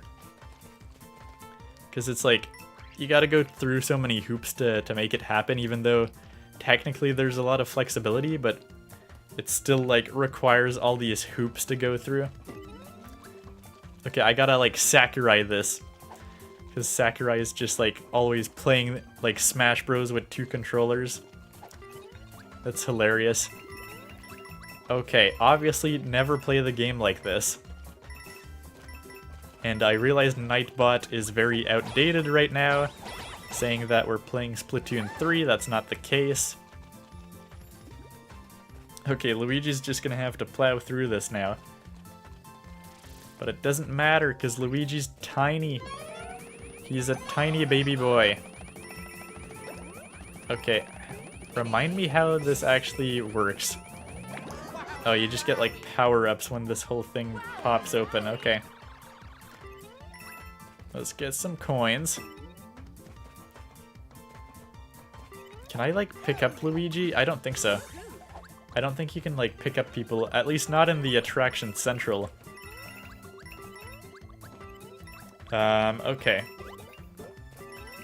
But yeah, like, I don't know, I've heard a lot of people say they can like play most of these things with game chat online. But the game actually doesn't really tell you, like we're going through the manuals and trying to see like if it like tells you that you can. And it like literally doesn't.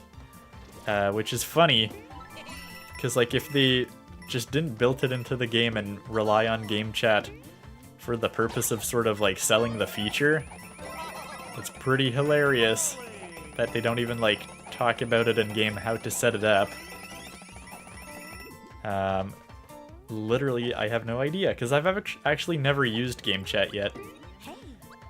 It's something I like meant to do when like every Nintendo fan was trying it out in the first week of the Switch 2 coming out, and then of course no one ever did it. The thing I'm like most looking forward to at game chat though is like finally playing Four Swords Adventurers with people eventually. That would be really fun, I think. Alright. This is hilarious. And a painful process. But this is like just for testing purposes. Okay. We just got a lot of power-ups here.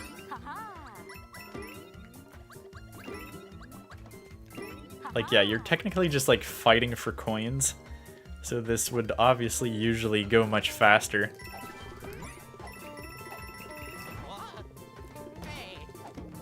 It's like such a missed opportunity too, because like if they had proper like multiplayer, this would make it so much of a better like live stream game.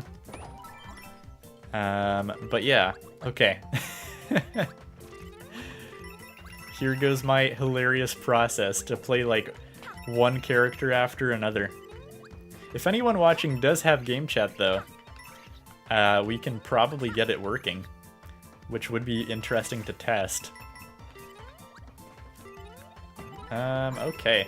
Weirdly enough, the place where I've had the most like success with game chat with like randoms has been when I was playing Dragon Drive, man. People who were playing like Dragon Drive were like really down to like send like invites to like random people to do like game chat. I wonder if people are still playing Dragon Drive. But yeah, I'm happy to say I am one of the few players who not only has bought Dragon Drive, but has 100%ed Dragon Drive. It's a pretty good game actually, but you know, it's a bit light on content, and the control scheme, while very cool, is painfully painful. You can't play it for too long. Okay, okay. So I'm just getting tossed everywhere. Who won? I don't know. Luigi by not that much, actually. Luigi would not have won if I was not controlling Luigi in the last portion there. Okay, the attraction is over. So let's go to the attractions list, I guess, and see how that works.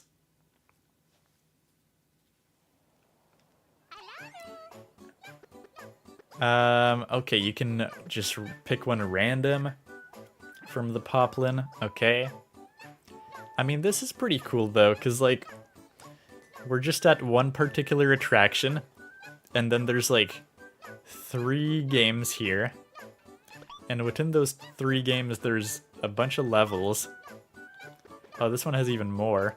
So, like, there's a lot of stuff here. But it's all mostly, like, local multiplayer. And, okay, what else do we got here? Feeding Baby Yoshi. So that was, what is this called? Coin Spree, 3 attractions. Okay. So, yeah, they're, like, bundling 3 of them here. And this is probably, like, a single attraction, then? Yeah, there's not, like, 3 in 1. So it's kind of, like, arbitrary that the other one was, like, bundling 3 of them. It does not seem, like, particularly typical. Okay, we got 3 attractions here as well for battle games. Co-op attractions. Okay. So we got these co-op attractions as well. We got Donut Block Builder, which I think uses mouse mode, right? Yeah, it looks like it. So we got these mouse mode attractions. And let's see. The relay was pretty fun. We saw that one. Again, how is this one 2 players? I'm not sure. Let's see how to play. Oh, okay, yes, I see. So one handle's walking and one is jumping. So that's like a fun little attraction to do. Okay, so like still, we've been at this for like probably a solid over like 20 minutes. And it's still not obvious how, like, I don't think, no one's like really walked us through the game chat route. I keep on saying game chat. Technically, I should be saying game share. Yeah, let's see. So, like, if we go... Okay. This is, like, all single-player stuff. Control guide, that's just the controls. that makes sense. So like, okay. It's so complicated, man. Standees, player shadows, greetings, game room attractions. So the game rooms are like built into the game. You can join friends with game room. And what else do we got here? What happens if you like open up game chat? It's just so confusing. Okay. So like, let's go here. And I don't want to like, I don't think I'll be like doxing anybody, but like you could create a chat with people and invite some people. That's all cool and everything. But this would just like be the chat portion of it, right? Oh, I think actually, okay. I might be going about this very wrong. Where like, I think we saw a game share button in the main menu of the game. So maybe you can't do game share unless you're like back at the title screen at the very start. And like, okay, using other systems, but they gotta be like on your friends list essentially, I believe. And that's what we did earlier, where we had a game room. And okay, and now we can't be because I have a second player locally. Okay, yeah, it gets so messy. Okay, so let's save. Let's save our progress. And then I believe we actually saw a game share icon at the very start of this whole process. When we were starting the game today. So now, yeah, now that we've unlocked Bellabel Park, it is also here. Play online, okay. So this is just a quick shortcut. And yeah, like the option that they don't really give you once you're already in the game is the game share. So of course, we've got local multiplayer, and that's like 4 players locally. Then you've got 12 players online with friends or local wireless, so that makes sense. But essentially different systems. And then game share. Share the game with players who don't have it and play together. This mode supports up to 4 players. So if we were to do game share, because I have never done game share before, so that's why I was confused, I guess. If you say like connect with friends, it will literally yeah, just pop up this menu and show you like pending friend requests that you have. You can play with nearby players with game share or via game chat. So yeah, this would be the way. And then you would just connect one controller. You need to start a game chat session. Okay, you need to be in a game chat session first. So it gets like very confusing. Okay, that's hilarious, yeah. So like once you're in game chat and you would like create a chat or like join a chat or whatever, and then you would like have this and be able to game share, and then once you game share, it's still not clear which modes exactly you can do, but I believe everything you can do in local multiplayer you can do in game share. And then if with that same friend that's like away from you in another city or country or whatever suddenly wants to play the games that specifically need game room, you gotta stop being on game share and go to game room. Man, it's like so confusing with this game. And I can't believe they did that for a Mario game. And it's like sort of to promote game share in a sense, but it's very weird. That's all I will say, is the whole thing is very weird. And yeah, if I do Bellabel Park, there was these 3 options. If I do the regular campaign, there is these 4 options, which is just the single player system. And you can still do game share for the regular campaign and whatnot. Yeah, so it's just, man, it's so convoluted. Okay. So let's go back. And that makes sense. We're in Attraction Central. There's no Simple Online, which is what it's called now, even though it's the furthest thing from Simple. So if we go out of the attraction plaza, because yeah, I don't think like, yeah, you can't do with randoms. So your best bet is game share or game rooms, which is kind of interesting. But yeah, we won't be able to test that out for today unless like other people have the game. Okay. So we got that sort of leaves us with like the Toad Training Camp. And let's see. I mean, there's the Koopaling boss battles. I'm just trying to sort of summarize and figure out all the features there are. And I believe that is mostly it. There's the Koopaling boss battles, there's the Brigade Training Camp. Of course, like Rosalina, you technically like paid for it in this. You paid for the graphical upgrade. What else? What else? Am I forgetting features that this thing has? I don't know if they added anything other than Rosalina, the new power-up, and the Koopalings to, I guess, the regular thing. So, okay, now we're in a place where we're back to having simple online. We can still make a game room. And the training camp, is it solo only, or can you play with other players? I feel like we should check that out. Just for like knowing how it works. Because this is sort of like an exploratory stream, right? Where we're like trying to figure out...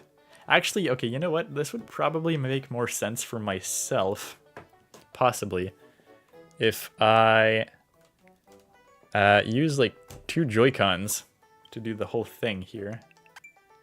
So let's go back. Let's press 2 players. That didn't work very well because it immediately mapped to these 2. Okay, how do you like drop one? How do I drop a controller? That's what I would hope to know.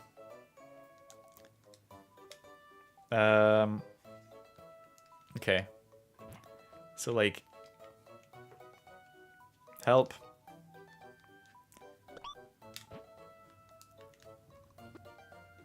How do I switch this control? Why is it mapping?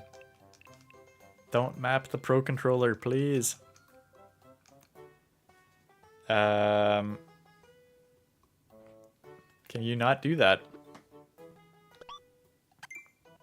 Fine, let's do 3 players, I guess.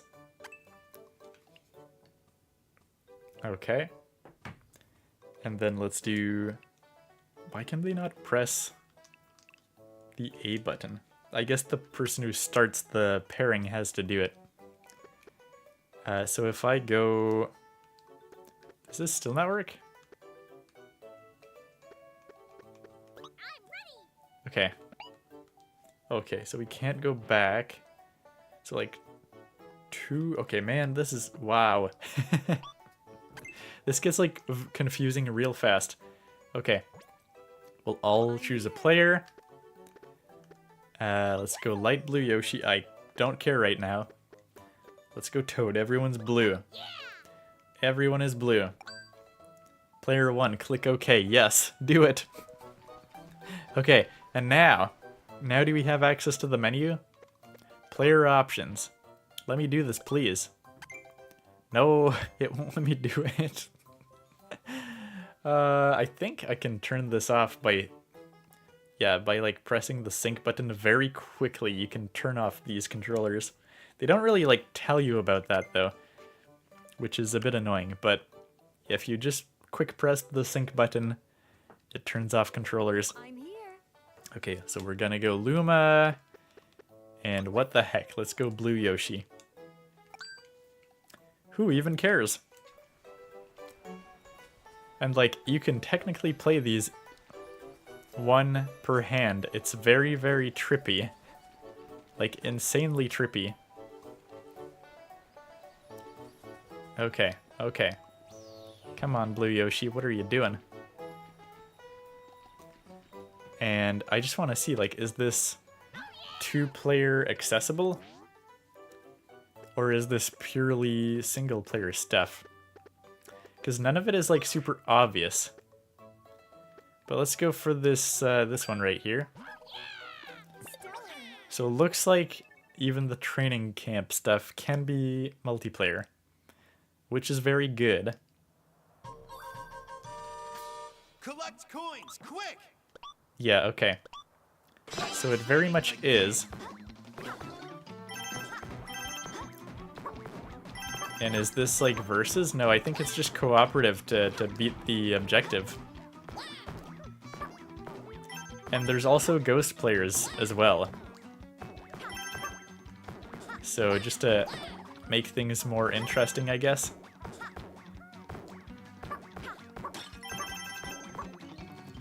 Oh, okay, okay, sure. Oh, why is Yoshi doing stuff? Is Yoshi just bouncing on his own? Because I'm not controlling Yoshi right now, of course. So that's pretty funny. Oh, man. Okay, okay. Hopefully we can do it in time. We're being pretty clumsy, so I don't know. Hopefully we can do it. There we go, we did it. With a fair amount of time to spare. Was there a bonus for doing it in multiplayer? It seemed like that's what it was kind of saying. I don't know if that's actually the case. But yeah, okay. That is kind of weird. So yes, even the single player content can be done with like 4 people locally. And I assume by definition that means game share as well. But we got our Junior Explorer badge. Okay, so that's pretty cool. Okay, and of course we got some more courses. Yeah, don't forget, we can't forget about tracking down the Koopalings and recovering the treasure. You'll find the captain and the recruit waiting for you at the next brigade tent. Be sure to lend them a hand, okay? Where is the next brigade tent, though? So let's just, like, pop out of multiplayer and whatnot for a second here. Oh, actually, you know what? Just fun thing aside. Let's try the Co-Star Luma mode while we got the Joy-Cons here. So let me talk to Squawk here. What does he have to say? Is there something new found? I'm taking a little break from all the mountain climbing and enjoying this yummy lunch I packed myself. I saw a top brigade member just beyond the clouds while I was eating. I wonder how I could go over there too. Okay. So I think we might just like have to explore the map and stuff. Oh, it looks like, yeah, player 1 has to control the map. That sort of makes sense, I suppose. Let's go to Pipe Rock Plateau and see what we got there. I just like can't get over how much of a complex mess it is to do the multiplayer. Like we probably spent like almost half an hour of the stream just like trying to just learn and go over how that works. Okay. And this should be just the more typical stuff. Yeah, just talking about simple online for the most part. And, oh, we might actually have the, like, Rosalina stuff here, do we? Nope, I forget how you buy the standees, I guess, honestly. But let's see, what do we have? Let's go to the Petal Isles, the good old-fashioned main hub for this game. And see if we have anything here of interest. The Petal Isles, isn't there a Wiggler race that's held here too? I really love races. Wouldn't it be great if I could run that fast all the time, not just in Wiggler races? Someday I'll be the fastest caterpillar anywhere, haha. Is this like related to the DLC? Or is he just saying that for Like, literally no good reason. Yeah, I don't know. I do not know. I'm not seeing any, like, obvious DLC stuff scattered on the map. And I don't think there would be, but I'm still a bit confused with, like, how do I find the second tent? Is it just, like, there by default? Like, I just have to go to every world that's already there? Or is there, like, some condition I have to meet? I'm not entirely sure. Fluff Puff Peaks. Oh, didn't they sell the safety bounce badge here? The safety bounce badge is amazing. If you fall into pits, lava, or poison swamps, you'll bounce back out again. It's very useful in many places, like certain tricky spots where you collect wonder seeds or 10 flower coins. Does he have dialogue everywhere now? Is that just a thing he does? And do we have like one of the tents from the brigade? Or do I have to unlock it? Oh no, looks like it is there. So yeah, I don't think you have to do anything to unlock it. I think you literally, if you walk around every world, you will find it. But before we do that, I just kind of wanted to see, while I have the Joy-Cons here, how the Co-Star Luma mode works. And I realize I messed up because I needed to be Co-Star Luma ahead of time. Let's see, player options. Okay, that's fine. You can't change that while in the game. What did the amiibos do before in the base game? Or did they not have amiibo support? I don't know. But let's exit this one.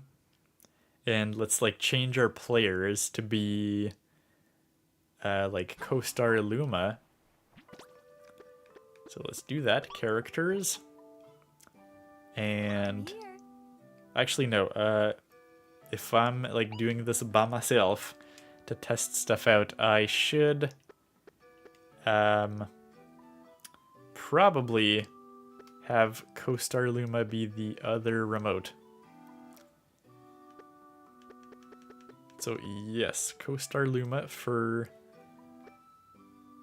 Oh man, okay, what am I doing? Okay. I'm here. Yeah, okay, I think this makes sense.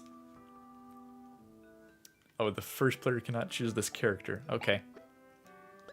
So, Co-Star Luma and Rosalina.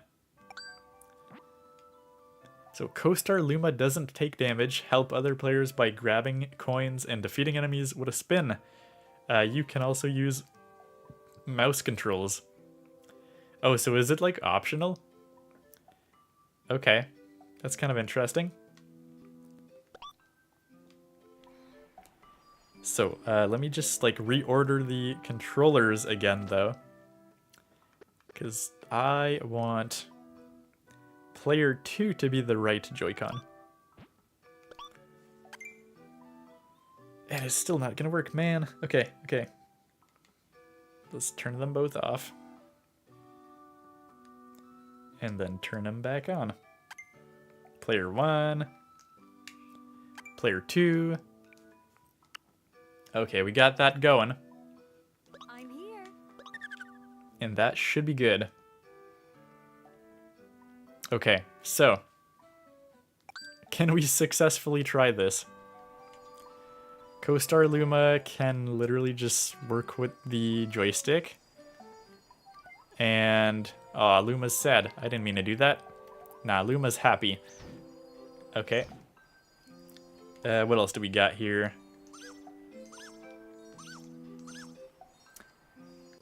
So does it also work with mouse? Yeah, you can use mouse, yeah, literally just on the menu screen as well, which is kind of trippy and cool, but yeah. Okay, so let's like go in this level just to try it out. Hopefully this is not a level that's like too difficult or whatever. And yeah, Co-Star Luma can use mouse controls. And you can press R to spin. And, okay, so if you press ZR, it brings you back to the main player. Uh-oh, okay. So I can do stuff, I can press R to spin and do things. It's pretty cool, actually. Like, you can just, like, connect coins with the mouse. You can press R to spin. And then you still got the momentum, even though it's like a mouse cursor. You can, like, push stuff and do stuff. That's pretty cool, actually. Oh, no. Yeah, but you can also damage player 1, which is certainly fun. And, okay, if you don't use mouse controls, yeah, you can also just use the joystick. And it works the same way. Because Co-Star Luma only has, like, these 2 actions, pretty much. So that kind of adds up. So mouse controls are very much optional. But they are kind of cool to have. And you can be a madman and try to, like, play with 2 Joy-Con, which would be very tricky. But if you had fun, like, remapping the controls in, like, the Switch controller remap thing, you could probably have a really funny setup with, like, both Co-Star Luma as a mouse and just, like, you know, having the other half of the Joy-Con controlling your main character. That's pretty fun. Oh, we don't want to go back in here. We will exit the course and go back to doing actually sensible stuff, like going for these Koopalings. So let's give that a shot. Oh, I gotta, yeah. Use the Joy-Con and go for 1 player. Oh, when you go 1 player, weirdly enough, yeah, then it disables all the controllers to make it easy. So that's kind of funny how that works. I'm here. But yeah, let's keep on being Rosalina. And, oh, yeah, I never really paid attention, but does Rosalina have special power-ups? I don't think anyone has anything special in this game, other than Co-Star Luma and Yoshi and Nabbit. Yes, Yoshi and Nabbit don't take damage, but also don't use power-ups. I thought, like, Nabbit went, like, 1 step further or something, but I guess not. I'm here. I guess both Yoshis and Nabbits, like, work the same way.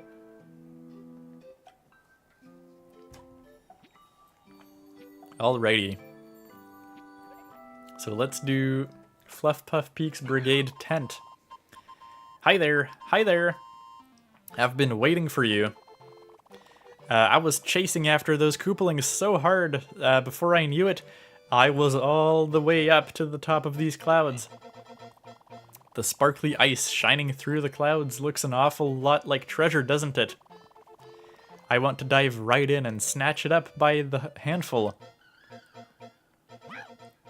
Huh?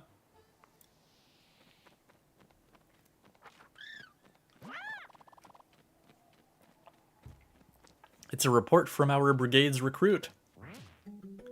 Okay, and we got the urgent recruit report. I've found one of the Koopalings at the foot of a snowy mountain. Why is he hiding on that ball? Maybe to amuse himself? Well, anyway, he seems distracted, so it's a good time to strike. Please get here as fast as you can. And that one is marked as 2-star difficulty. Lemmy's Showdown. Right, and we got, we took some damage in the last one, so we're tiny. Okay, of course you are, this'll be fun. And I've got Lord Bowser's Wonder Power here to make playtime even better. Yeah, I feel like this DLC just adds a lot more, like, text to read compared to your average Mario game, which is certainly an interesting choice. Alright, but here we go. Oh, we have the flower pot power, so I guess we should try that out. Flowers Okay, and we got the elephant power 2 apparently now. I believe this is like new music for these levels too. Okay. So slightly dangerous stuff going on here. But nothing too dangerous to handle in practice. Maybe we shouldn't have done that. Kept the flower pot power. Which again, this like new power up, apparently you can only find in the new levels, aka like these Koopaling levels. So like, for the most part, I think this power up is like pointless. Because from my understanding, like you would almost never get it in the game or whatever. Oh no.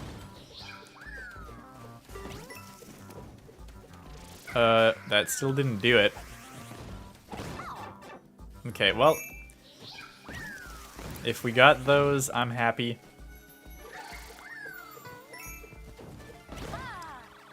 I mean, that works out.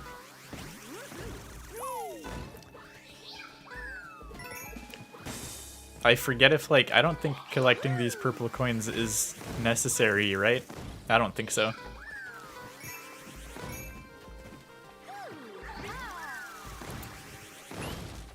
It's just the big purple coins that you need in this game.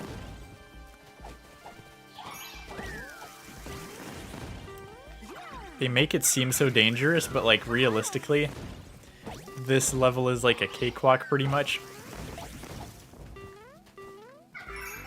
It is only World 2, and you can tell they're trying to be sort of friendly to make this accessible to people not doing this post-game. Alright. Are we at the end yet? It's taking a long time of a pretty bland, like, level to get to Lemmy.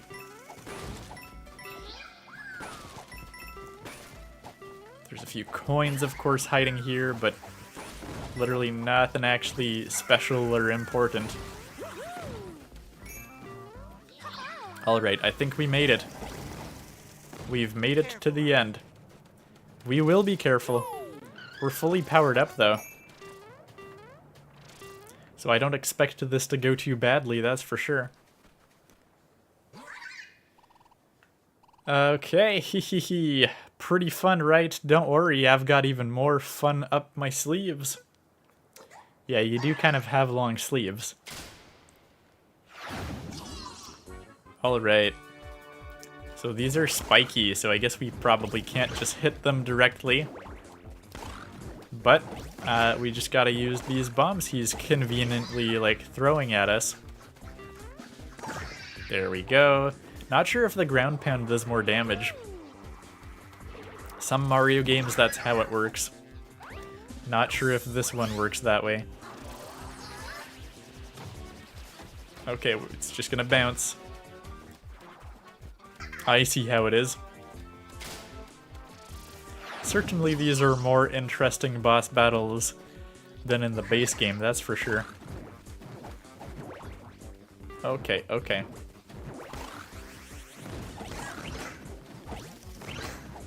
Okay, 3 at once, that's pretty good. Oh, that went above him, unfortunately. Okay, you're down to just 1. There we go. And ground pound. Is there a third phase? I would hope there is. Which probably means the ground pound is not doing extra damage. Oh my god. Okay. This one's a bit more scary than the previous one. But then again, we didn't like take a single hit yet or anything like that. Oh, and you're nicely giving me a new power-up even though I don't need it. Okay, I mean, that's appreciated, I guess. Oh, now he's just so tall that he's above the screen.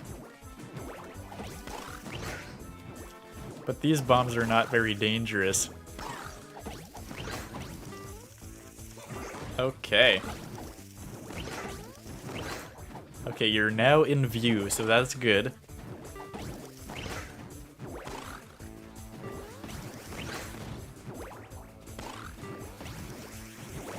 I mean, the angle that you actually hit the bombs at does kind of influence things. Okay. Oh no. Oh, we almost took damage. Keyword on almost. Oh wow. Okay, we accidentally just got like 3 all at once. So that was certainly something. Alright. Not bad.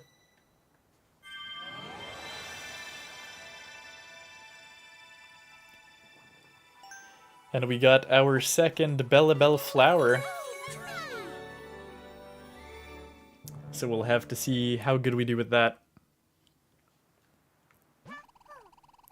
Okay, you were incredible. I never knew when those bombs would blow. My heart was racing. If it wasn't for my backpack, I'd have kicked them right back at that guy, no problem. Sure thing, Captain Toad. Okay, we'd better go. Let's meet up in Bellabel Park.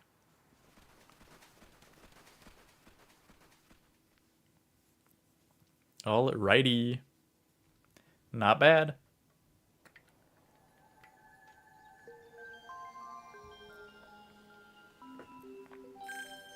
So we got like just these boss battles so far, pretty much. Once we do all of them, I don't know if there's anything like too fancy to do with that, but yeah. We got 2 out of them. There's still 5 more. Okay. Yeah, like literally not sure if there's any sort of end game to doing these boss battles, but we'll have to see. That one's in charge of gathering info and can tell you where the captain and the brigade tents are. I see. So that's the guy I was supposed to speak to,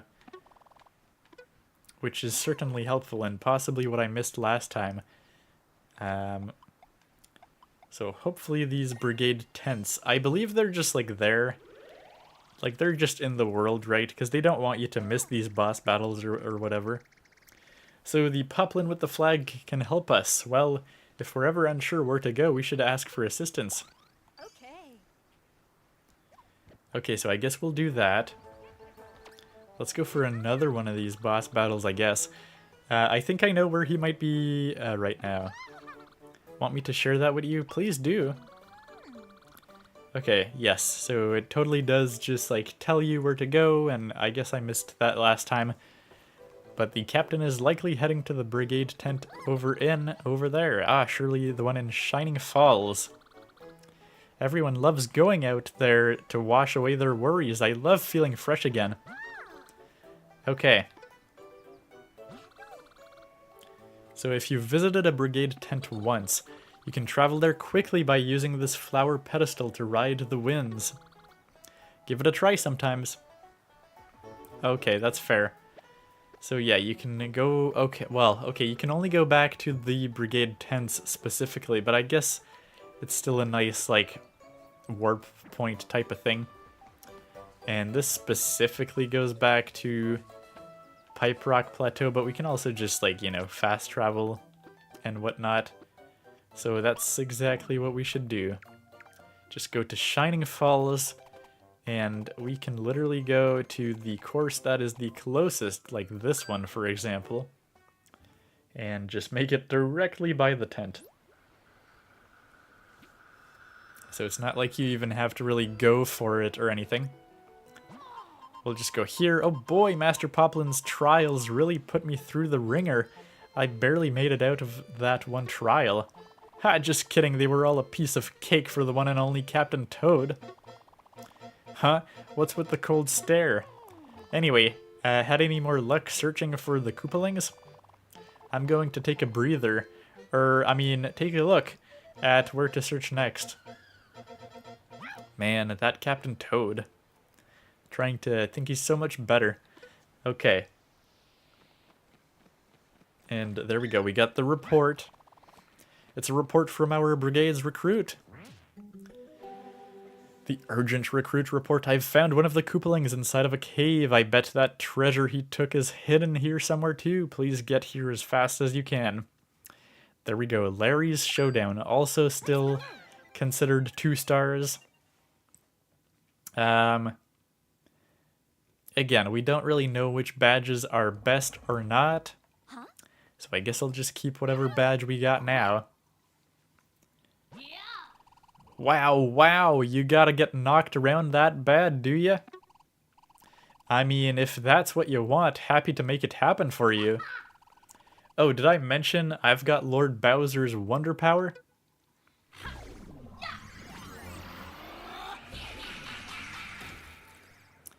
Okay. This one looks pretty cool, actually. He's just transforming in a bunch of crystals. Wow. Not bad. Oh, okay, this seems bad. Hide. More elephant power-ups for me. I'll take it, I suppose. Okay. Oh, I gotta be careful for the... What are they called? Okay, oh no. Be careful. Gotta be very careful.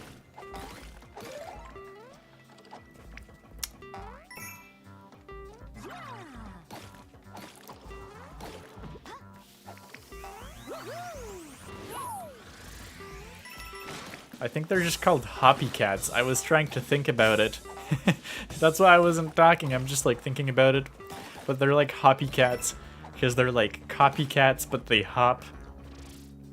So that's how that works. And I'm not sure if these are technically new levels or like remixed levels that already exist in the game. Genuinely, I'm not sure.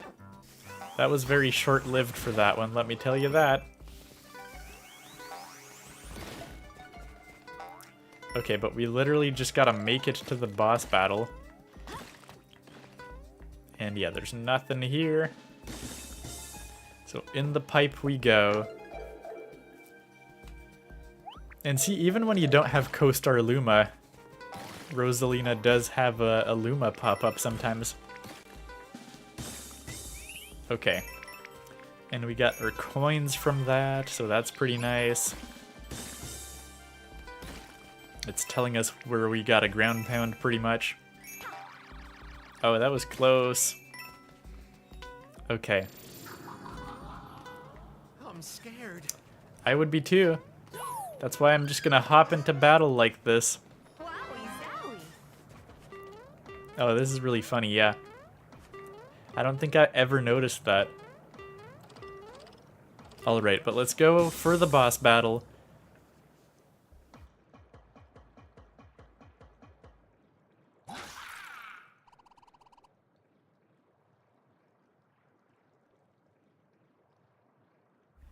Took you long enough. Alright, let's see who's stronger. Okay. I've seen this one in like reviews for the DLC, and I think this is a very cool one. But let's see how it goes. Yeah, so we gotta like smash Larry here, who's in some of the crystals. Is this even Larry? I forget. Uh-oh. Uh-oh. Oh, there's a online player, yes. Kind of forgetting about that being a thing in this game, but yeah. This is like the base game, so you still sort of have that going on.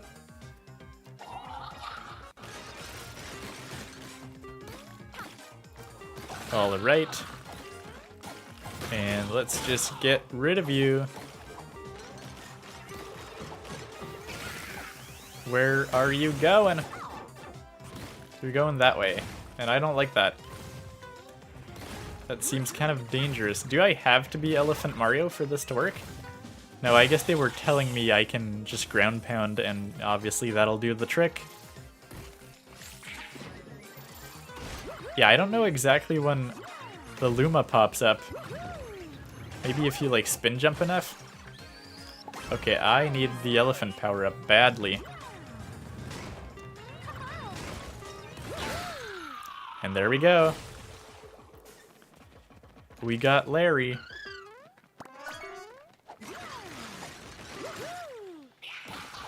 Phase 2, Phase 3, I forget. Probably Phase 3.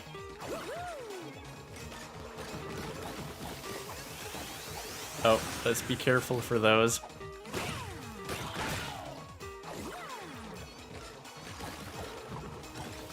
We don't know where he's gonna go exactly. Oh, now we like specifically have to ground pound. Oh my god. No, I fell all the way down. That's not good. There we go, but we got him.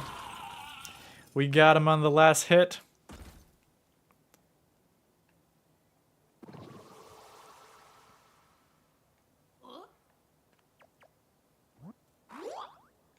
And there we go. Off you go. And another Bellabel flower for us.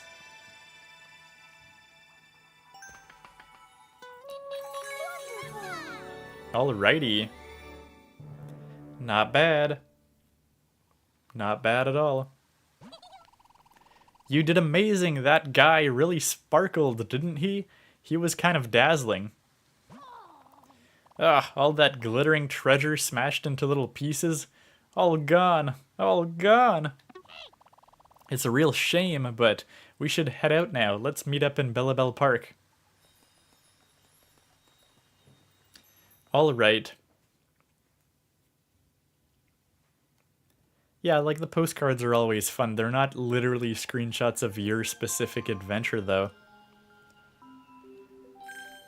But yeah, I believe we got, what, 4 more, I believe? Yeah. So there's actually 7, not 8.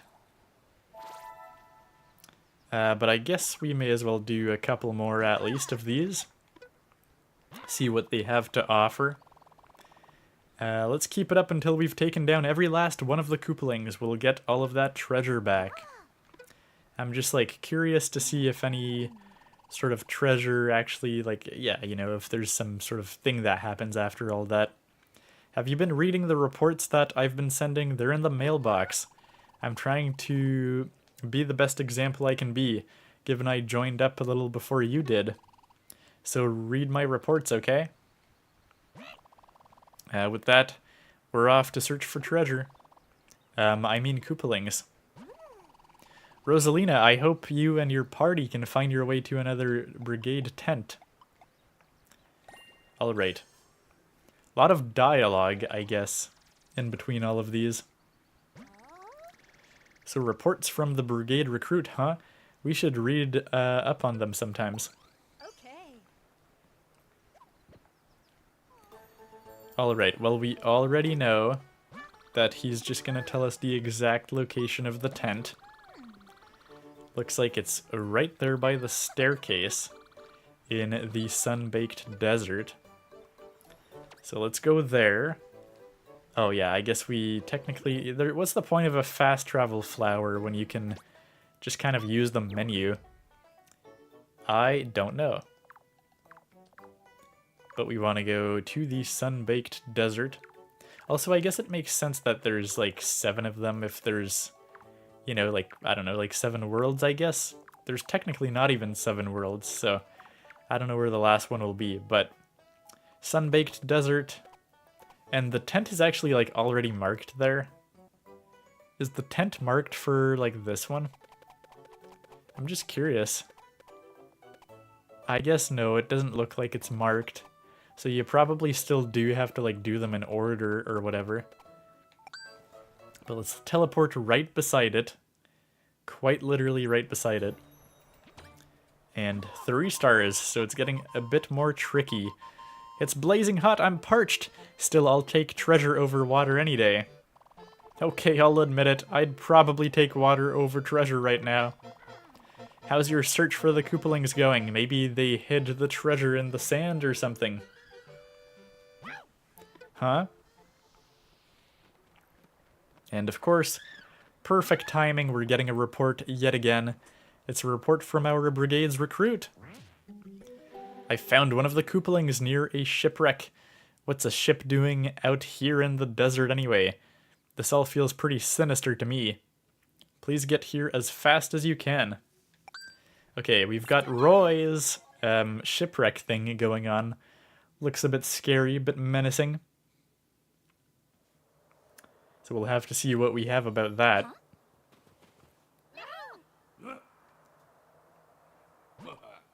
Ha ha ha, I gotta admit, you clowns have done well getting this far, but you're not going any farther.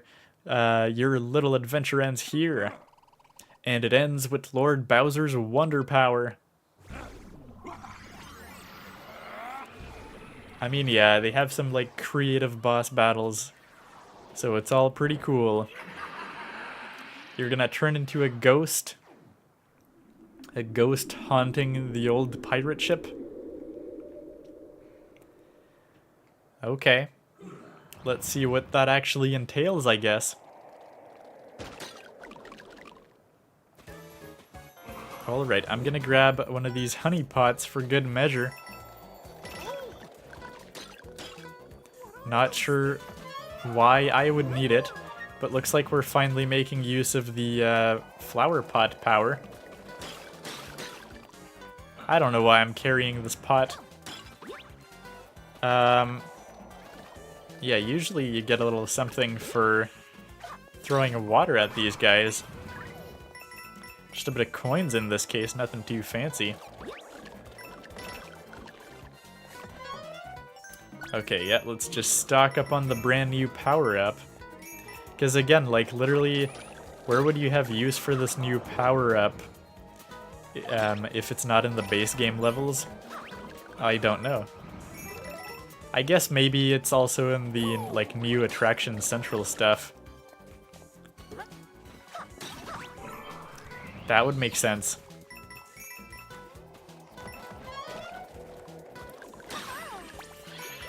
Oh, okay, also the flower power I did not know. Can just throw water. So that also helps.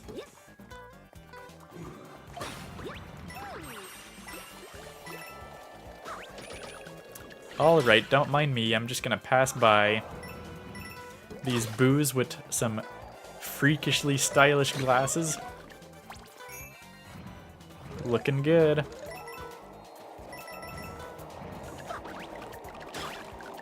Okay, there's a lot of fish bones here, but let's just play it safe. I assume there's no secrets in these levels because it's all about just going to the boss battle essentially, but if there is, I'm obviously missing out. Like, yeah, there's probably, yeah, there's nothing. It's just the Bellabel flower. If you look at the menu, there shouldn't be any other collectibles or stuff like that. Oh man. Why am I destroying these? Just for fun. Don't ask questions. Oh, is this? No, okay, we made it. Ready? I am ready. And we're fully powered up. So this should go well. Roy is no match for us. Not bad, but not good either. Only one of us is gonna win this, and that'll be me. Okay, Roy. Everyone's just very overconfident here. Let's just take a step back, and we can all solve this. Oh man, okay. I'm gonna take it. Oh, actually, okay, this is like a cannon? That's new. But thank you, Mr. Bird, for sending the cannon over.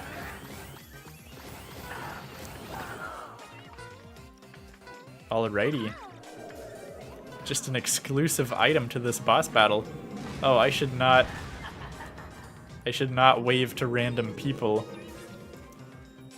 when all this stuff is happening. Give me the cannon.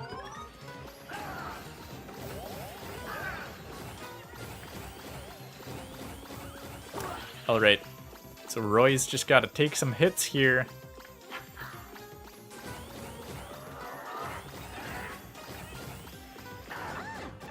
Okay, that ain't looking too good for us. Let me just grab this power up so we don't die.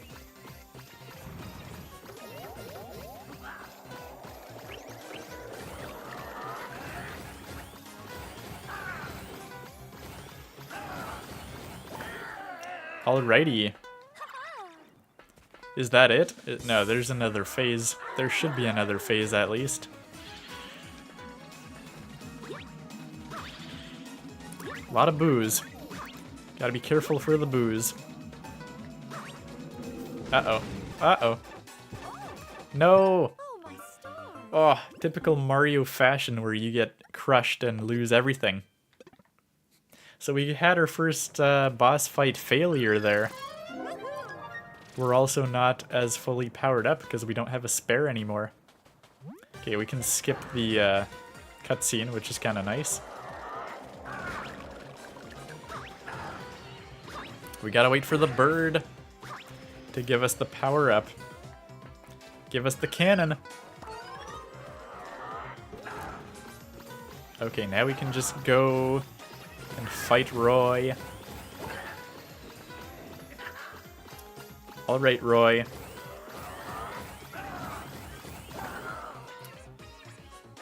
Where are you gonna go at? Okay, yeah, let's just be extremely careful. You essentially cannot afford to be on any of the platforms. That's the moral of the story.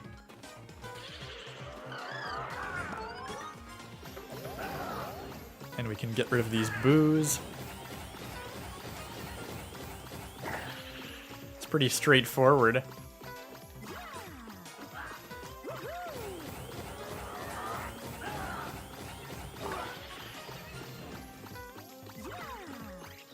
And are you gonna come here? More fish bones. Which are kind of somewhat immune to this cannon thing.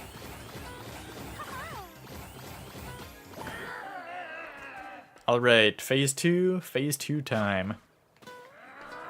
Or is it already phase 3? I forget. Oh, this is pretty much where we went out, though. Okay. Let's just stay where we are, and it's all gonna be safe. These boss battles be nice. Yes, they are. Have you played this expansion, Matt? I'm pretty sure you did, right? Did you play the whole thing? Okay, we got this. They're definitely much better than the ones in the base game, that's for sure. And I suppose for like a 2D Mario game, they're pretty strong in general. Obviously, like, comparing all games that exist in the world, these are like pretty whatever boss battles, but for a Mario game, yeah, they're pretty strong. And certainly for a 2D Mario game, they're quite strong. Possibly the best for 2D Mario games, yeah.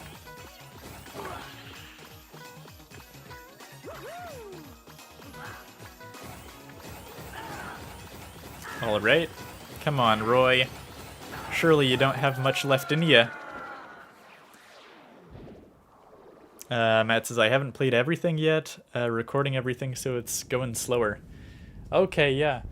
No, I would have, like, assumed you would have played it on day one, but I guess you probably just got it recently.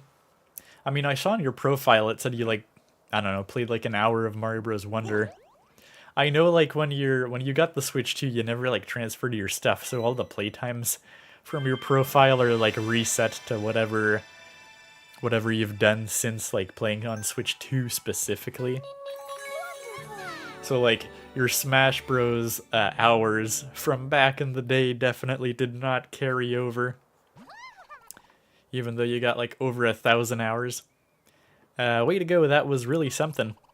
Those orbs of light shooting out of that vase, can't say I was expecting that. Okay, that was all part of my well-thought-out plan, in fact. Good thing I gave that Plucky a heads up. Okay, we should get going. Let's meet up in Bellabel Park. Okay. Yeah, I know you're progress carried over, but obviously like just the hours, because there's no really way to transfer that after the fact. It's kind of like you transfer the whole system or you never get the hours back. But of course, like even for like someone who didn't do the system transfer, you can, well, if you have the cloud backups, of course, but you can also transfer like games one by one to like a new system. Okay. Well, we've got like 3 of these boss battles left, so I guess we probably can try to do them all. Okay, so he's saying I should go and listen to the guy with the slab. So I guess we should do that just for good measure. Rosalina, I hope you and your party can find your way to another brigade tent. Yeah, Matt says don't super care about the hours, and it's a cool way to see what you played since the Switch 2 lifetime. That is very true. Okay. Alrighty. But yeah, so I guess you probably did not necessarily start playing this expansion the very moment it came out in March. I was gonna stream it on release, but it's just been so hectic these past few months. I've made a new discovery. I managed to unravel one more of Bellabel Park's mysteries. Surely you want to hear all about it? Sure. High in the sky in Bellabel Park, you'll find a Bellabel flower in full bloom. When it sways, it makes a soothing, ringing sound. It sets my heart at ease. Oh, also the Bellabel flower provides water to those who play in the park. We call it Bellabel water, in case you're curious. I wonder why it provides water, though. Maybe it thinks we're sprouts or some such. The mysteries are unending. Oh, you know, there's yet another discovery to discuss. Surely you want to hear all about it. Sure, I guess. Bellabel water is a source of energy for flowers. If you give it to a sprout, it invigorates the seedling and causes it to fully bloom. I'd like to try a sip of the magical water myself, but I'm a little nervous. I wonder what would happen. Maybe a vine would sprout out of my back? Oh, you know, there's... Okay, man. Do these even matter? Or are these just, like, fluff? Okay, looks like we're caught up. But yeah, they mostly seem like fluff. And these reports are also mostly fluff, I believe. Just a bit of, like, flavor text, essentially. So there's a lot of fluff. Like, I don't know what to think of this expansion so far. Because, well, like, it's kind of, like, tricky for me to play the multiplayer. I was gonna, like, originally skip this and then was kind of waiting for the reviews to see what there is. And they said there's, like, 60 plus challenge levels. Which, like, okay, 60 plus challenge levels for single player is still, like, pretty fun. Like, Mario challenge levels can be pretty fun. We had a lot in, like, New Super Mario Bros. U, and they're pretty neat in that sense. So, like, you know, it might be debatably worth it just for, like, Toad Brigade Training Camp and the boss battles.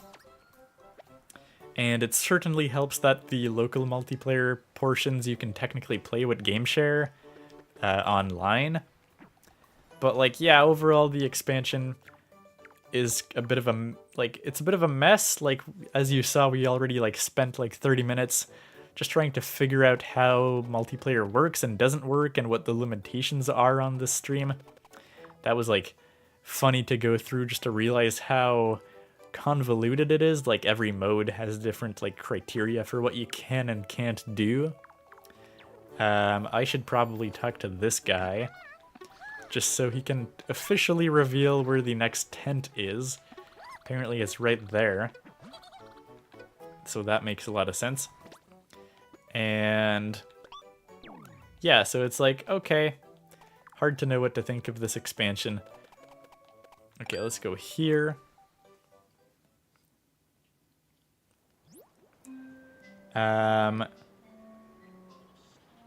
Yeah, Matt says, didn't feel like playing it instantly. That's very fair. I wasn't, like, super in the mood to play it instantly either, but I was like, ah, whatever. Like for streams, I probably would have.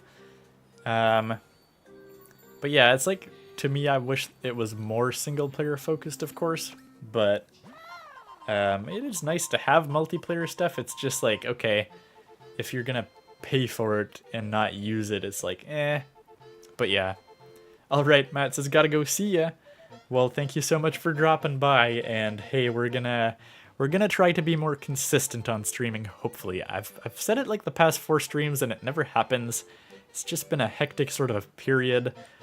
But maybe next week or the week after we'll be back to playing Pokemon Legends ZA finally, so that should be pretty fun. And I'll try to check out the Star Fox video from you as well, Matt. I'm like way behind on my sort of watch later list of YouTube stuff in general. It's been a busy month. But yeah, it's kind of foggy here, huh? But can I find treasure no matter the conditions? But yeah, have a good rest of your week, Matt, if I don't see you since. If I discover any, I'll be sure to let you look at it. So how is tracking down the Koopalings coming along? It's said that fiends and treasures lie waiting in strange places. I wonder if that's true.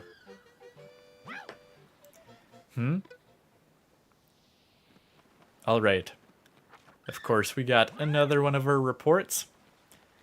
And let's see, it's Iggy! Okay, Iggy's Showdown. I've found one of the Koopalings in a mushroom forest. The mushrooms are so big that they kind of get in the way. I hope I don't lose sight of him.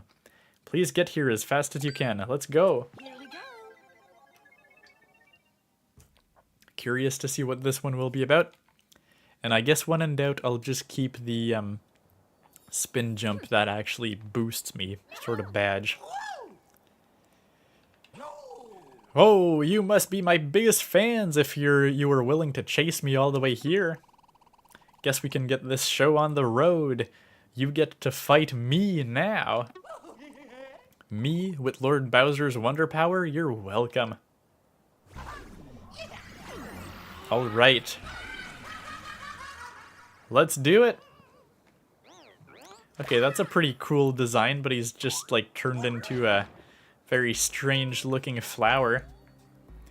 And of course we've got the level that we gotta go through just to get there. Oh man, okay. Press B on landing, I see. Oh, okay. Luckily we didn't die from that, but that was totally accidental. Maybe they don't, like, damage you?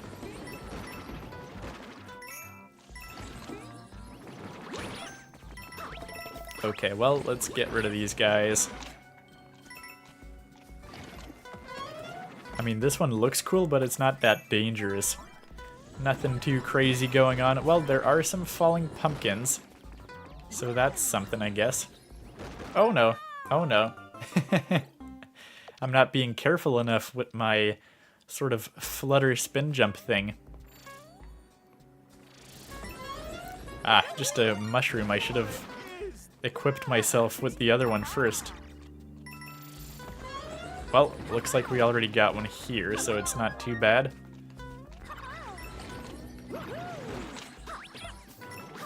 Okay.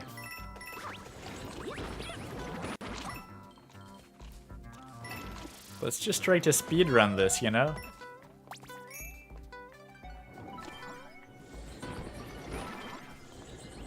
Oh, technically, I think we are the one triggering the pumpkins. Okay, well, we got further than last time, so that's always good. I should not have fun being this careless. But let's smash these pumpkins.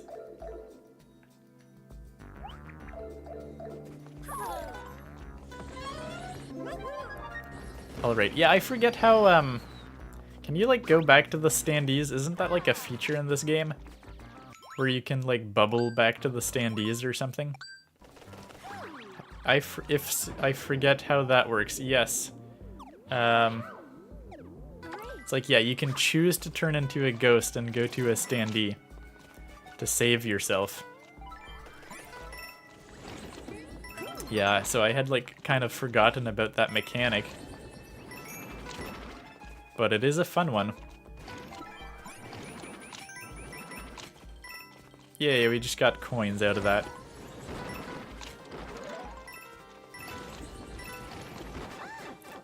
Yep, that's dangerous.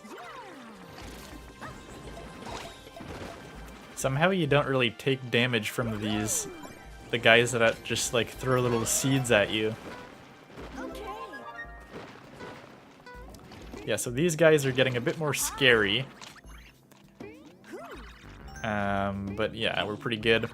Especially with that badge helping us out to get some more height. You gotta win, okay? Okay, let's give it a go. Let's try to win. This is my favorite way to go to the boss. Just looking really scared. But it works out. Alrighty. Let's see what Iggy has for us. Let me do you a favor and finish you off. Okay. Let's see what you got in store for us. Oh, this guy's paused. Yeah, okay. That makes sense. I see, so we just gotta essentially use them as platforms to bounce. So far that is pretty straightforward. And then it just turns into like a bigger staircase, I guess. And you've got like bigger seeds that you're tossing at us as well. Okay.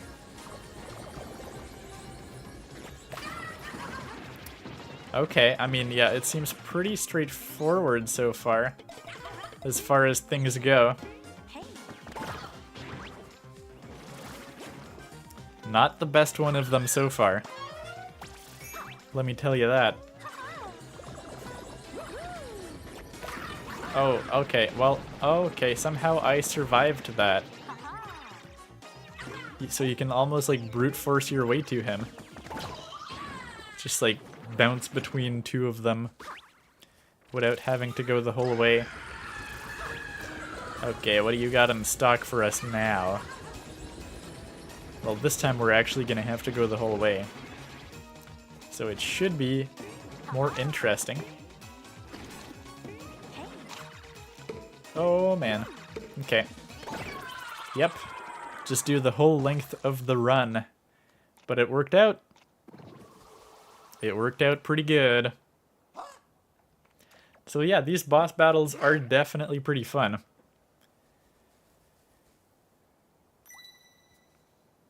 Alright. So we got yet another Bellabel flower. I think we got, what, like 2 left now? I am just curious to sort of see it through to the end here.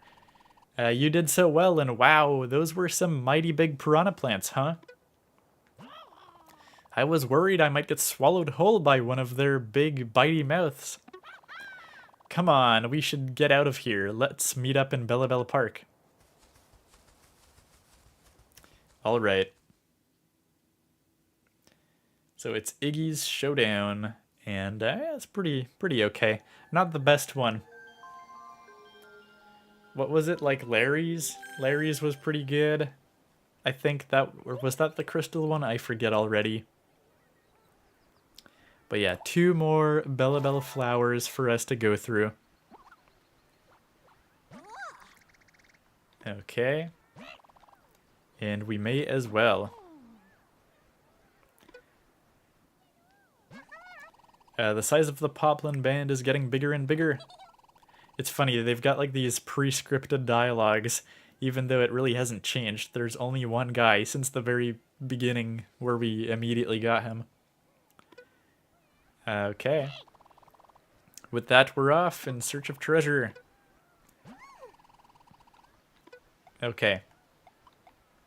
So yeah, 2 more left. It's just like kind of painful that there's all this dialogue in between. But, you know, like people pointed out. Okay, yeah. So obviously we gotta water some sprouts to get more instruments and stuff like that, but it's all well and good. Let's see. Just the dialogue between these things makes it a bit more tedious, but Okay, so he's right there at the bottom of Magma Deep. But... yeah, you know, what am I even trying to say? I don't know. Let's go here. Yeah, I'm just saying, like, I guess obviously these are sort of meant to be enjoyed while playing the base game, you can imagine. To get, like, better boss battles, essentially, as part of the game. So it feels a bit forced to just, like, oh, do all these boss battles back to back. But it is what it is. Hot, hot, hot! I'm roasting to a crisp from all this magma. Those fiends wouldn't enter a place like this, right? It's too scorching, there's just no way. I think it's about time for old Captain Toad to give up the search here. And of course, we've got the fellow bird with the report. Just right in time. Morton's Showdown. Okay, I've found one of the Koopalings. He looks exhausted from this heat, so it's the perfect time to take him down. Speaking of heat, I'm kind of worried that I'm going to wilt away down here. Okay. Well, let's get Morton down quick so we can get out of the heat.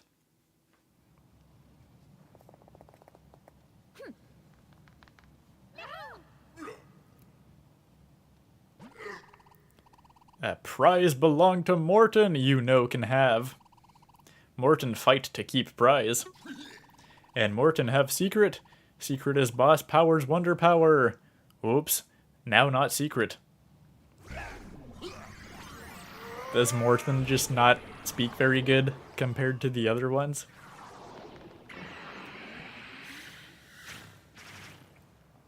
Alright. That's pretty cool, it's like a puppet. Oh wow, okay. This one is definitely looking pretty cool. And I guess like these boxes Morton has, they just kind of bounce when he hits the ground. Okay, so that was just some coins. Nothing too crazy. Still not sure what there is to be worried about necessarily. Okay, more power-ups from that. That's always nice. I'm still not sure what's the worry about this level.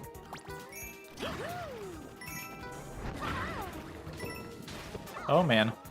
Okay, so these can destroy the Morton blocks.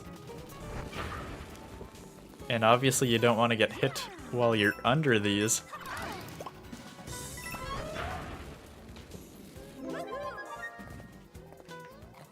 Okay, but, you know, so far so good. Let's get some standees, I guess. Uh-oh. Okay, well, we timed it okay.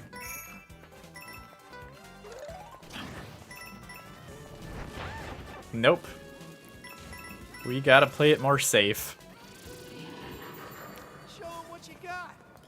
Luckily, we're at the end here. Okay. Okay, off to the boss battle we go. In the most heroic fashion. Just crouched into a ball. Ha ha ha! Morton, squash you flat! Alright. Don't do that to me, Morton. That's not nice. I see, so it's like gonna give you a boost so that I can pull on the strings of the puppet. But we also got the right badge for this, you know? With the extra sort of jump height. Alright. Don't hit yourself on the head, Morton. Why'd you do that? Alright, puppet round 2.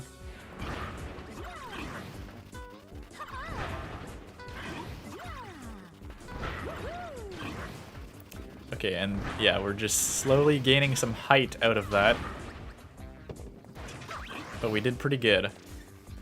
I love how you can see the Lakitus kind of pulling the strings on the side there. That is very cool. Oh no, I couldn't save Mario. I'm sorry, but you weren't coming to me. Clearly, they don't really know how to play the game yet.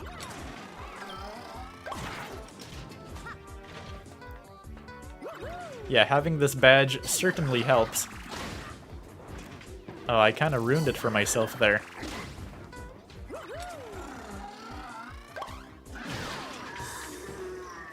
I should put a standee down just to be nice. That's kind of the purpose of all of this. Alright, phase 3.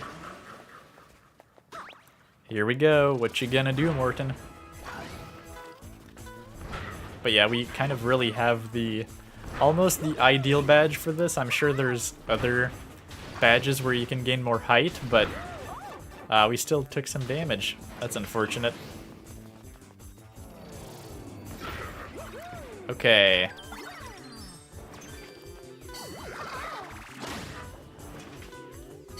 Uh-oh. Yeah, let's try to not get these things crushed. We need the extra height. Oh no. What am I doing?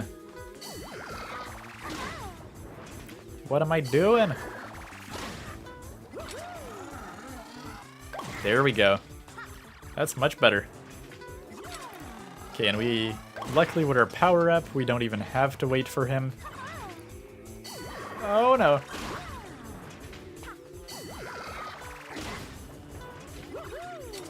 Yeah, the power up badge is really helping. And there we go. Morton is down. We got one left. One Koopaling. Pretty good boss battles overall.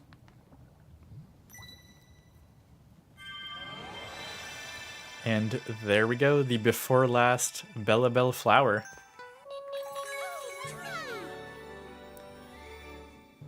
It's been nice to play as Rosalina. Of course, they don't really have any like special power-ups or whatever, but if we're gonna play the DLC today, we may as well play as the new character.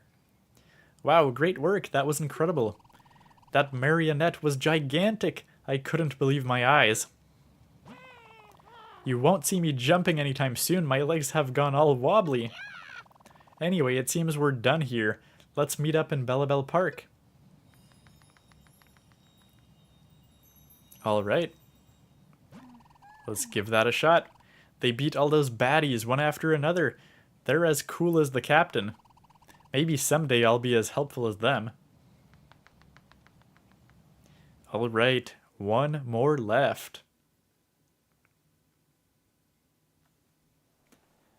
Let's see what will happen after we got all of them. Probably, I don't know. I don't know if there will be something. If I was Nintendo, I would say, yeah, hopefully there's something. But you never know.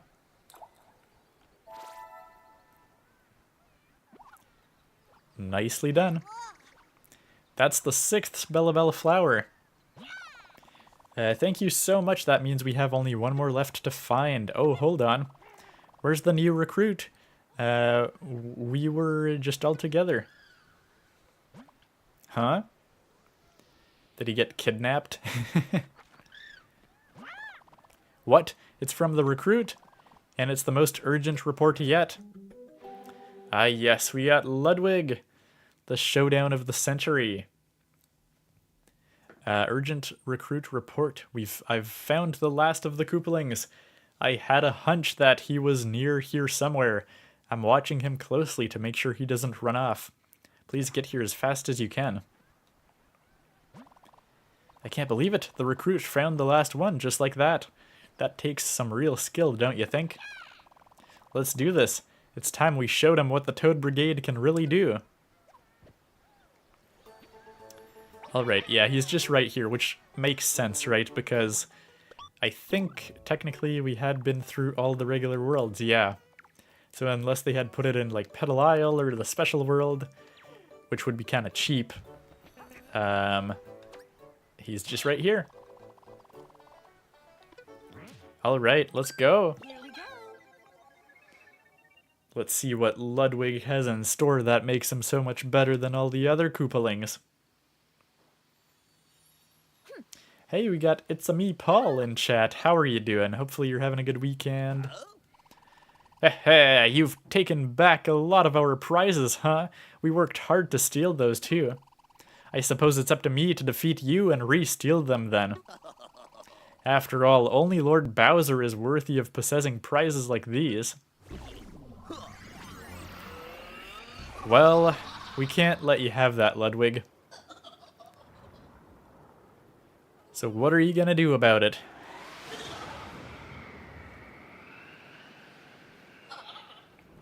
Rosalina is on the job. And Rosalina does pretty good, as we saw in the Mario Galaxy movie. Oh yeah, I just realized I haven't actually streamed since the Mario Galaxy movie came out. So I never like shared my opinions on that, but maybe we'll have to save that for a future stream. Okay, so there's just wind, changing directions. And I mean, okay, we're gonna get some power-ups back, so that's nice. It's all stormy for the quote-unquote final battle. Oh, there's a Rosalina block hidden here, okay. Do you have anything to say? It sure is. It's nice to have players like this at the same time. It's been a while since I've played the game, so you kind of forget about those kind of cool things that it does. I mean, I played Mario Wonder on release in 2023. Okay, that was close with that lightning. I'm not paying enough close attention. Oh, why can't I help Luigi? That was weird.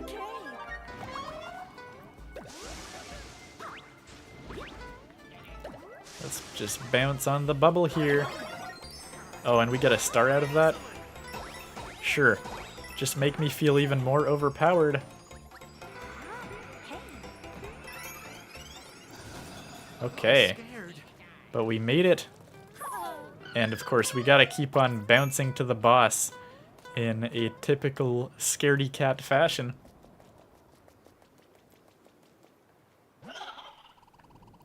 Oh, you actually made it, no matter. You're not getting your hands on this prize. We took it fair and square. I don't think you did. You had to play with the attractions in Bellabel Park to do that. Okay, not quite sure how to go about this one. I guess we'll just have to wait and see. So cloud platforms it is, it looks like. And again, we've got a pretty good power-up for this. Looks like for this boss battle, we're kind of just back to jumping. Just jumping on Ludwig's head. But now there's more than one. So that's slightly concerning. Yeah, let's place a standee for whoever is here in the future. Oh, that was a close one. That was a really close one.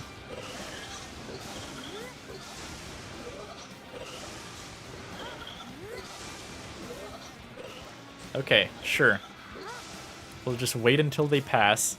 Now, please just give me some cloud platforms. I would really appreciate that. Okay, well, we got rid of this guy. That's better than nothing.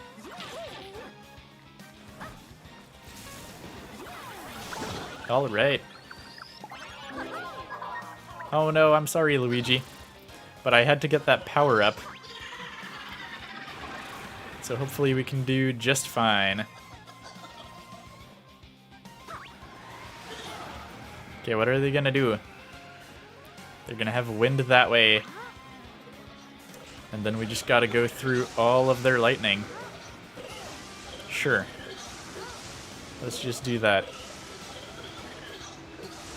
Let's just wait for the parade to pass by. And then we'll all be good. Oh, Mario rescued Luigi? We couldn't even see Mario. Oh, the clouds actually get rain eventually, which is good. Okay, and yeah. Thanks to our badge, we're able to make it right to the top immediately. Okay, phase 3. Here we go. It's funny when you think about it, like, this is a new, like, flower power thing. But there's so many power-ups in Mario already that are flower-based. So it's kind of funny that way. Alright. Come on, Ludwig. What do you got? You're just gonna go back to being Big Ludwig? Fully supercharged with lightning? Okay, well, we need to go to that cloud somehow. I guess we gotta go this way. There we go. That really wasn't too bad. Looks like he's still going, though. Which is surprising. Because usually it's just like 3 hits. 3 hits and we're down. But not for Ludwig here. That was an interesting one. You're like forced to go up there and follow the path. Okay, why did I do that? That's stupid. I don't know why I assumed it would be harmless.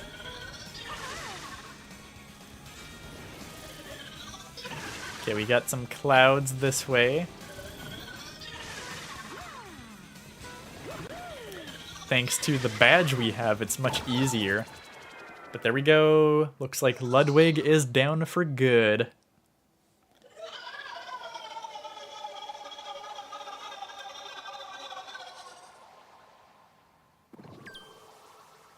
Nice.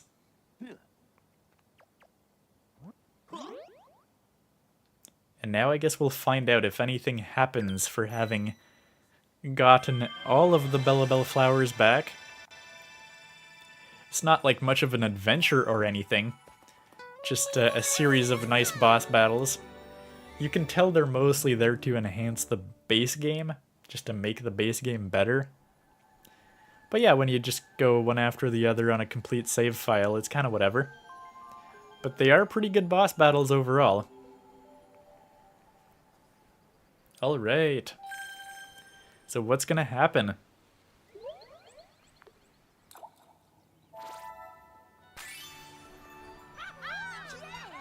We did it!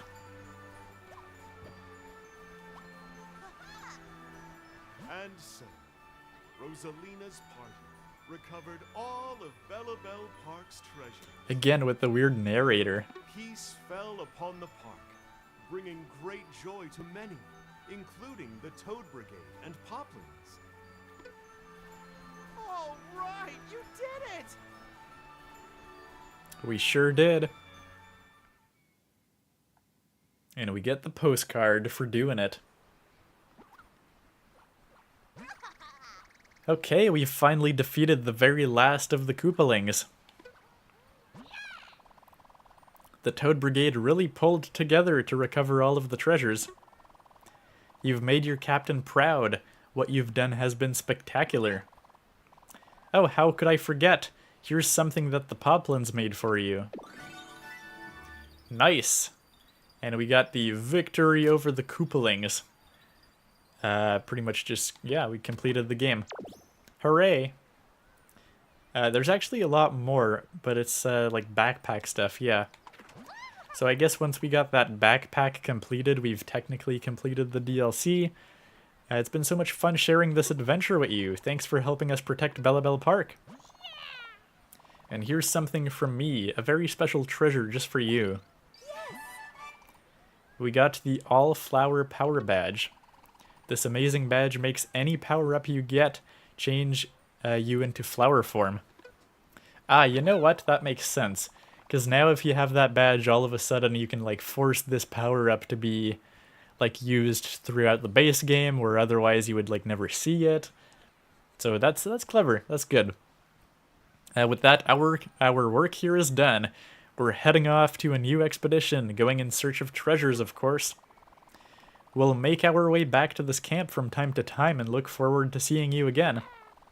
But remember this, keep up your training. Being prepared for anything is a top priority for anyone in the Toad Brigade. Alrighty. Sounds good. Now our own journey continues. Let's head onwards. You can now attempt a new training course. Defeat the buffed up boss. Oh, that's pretty cool. Okay, yeah, Ludwig's Showdown is just chilling here. And so yeah, there's a little bit more. We got the reports from Squawk, which again are just like flavor text essentially. And oh, okay, I may as well like check out the last one, right? Just for the sake of having all of them unlocked and not having this guy complain about it. New discoveries, they're just also mostly fluff. So let's do a few of these, and then that'll probably be it for today. I mean, yeah, it's a shame that we couldn't like really test out the attractions and stuff like that, but it is what it is. That's just part of being the multiplayer content. We got a good look at the single player stuff and like just getting a good idea for, I guess, how these things work out. So let's do Piranha Plants on Parade Jet Run. Here we go. It's always fun to revisit Piranha Plants on Parade. I believe all these training course things are possibly just all reusing levels. Get to the goal, quick! I'm not sure if they're like remixed Training begins. significantly or not. But yeah, I should just keep at it. Are you not gonna have the Piranha Plants on Parade song? That would be kind of sad. Okay, nope, you don't have it, so that is a bit sad. So we get one bonus one for just doing pretty good. Having a good clear time and stuff like that. Not too bad. Okay, yeah, I'm curious, so like, okay, if we get the Senior Explorer, that's like 25, so we're quite a ways away from that.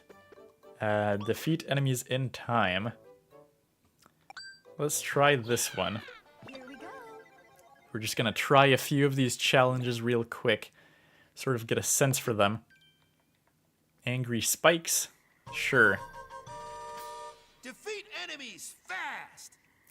Alright, let's do it. Training begin. Hey.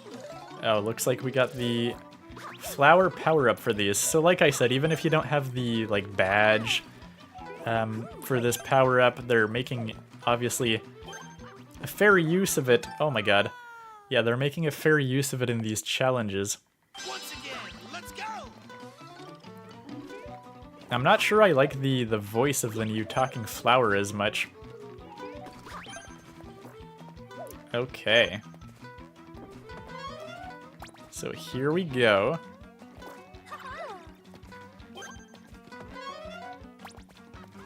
Alright. Oh, well, yeah. I guess it's better to just go down here and use the power-up. So far, so good. We've got like 11 of them left, though. Oh, am I supposed to defeat these guys too? Oh my god, I am. Yeah, it's not just the spikes. Oh my god, I'm probably just wasting my time here, right? Oh man. There we go, that was a close call. I got distracted by the POW block, thinking there might be something of value there, I guess. But yeah, like, in short, if you've got, like, if you're mostly looking for the single player stuff, there's 7 boss battles, and then there's these missions here. Oh, okay, and Matt was right. He was saying, like, oh, maybe there's, like, 4 and 5, like, fire levels, and there are. So it's not like it maxes out at 3. They will get increasingly difficult, which is nice, you know, because the earlier ones are easy, of course. And for someone who's already like 100%ed the base game, Defeat enemies it's just fast! not as satisfying. Let the training begin. Oh, yeah, we're using the little flying cart, which we didn't really get to try before. Because, oh my god. No, we've already failed. This is a hard to pilot cart. Okay. Yep, this one's gonna be pretty tricky. Let's go. This is hard to pilot. And yeah, we failed already.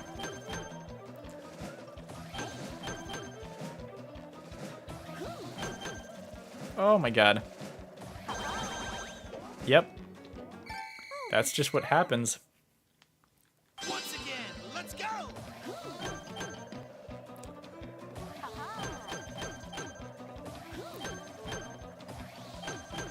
Oh my god, nope.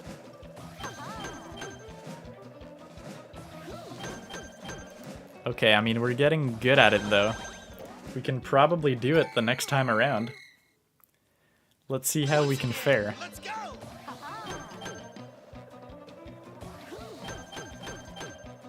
Oh my god. Oh my god. Okay. We're on the right path here.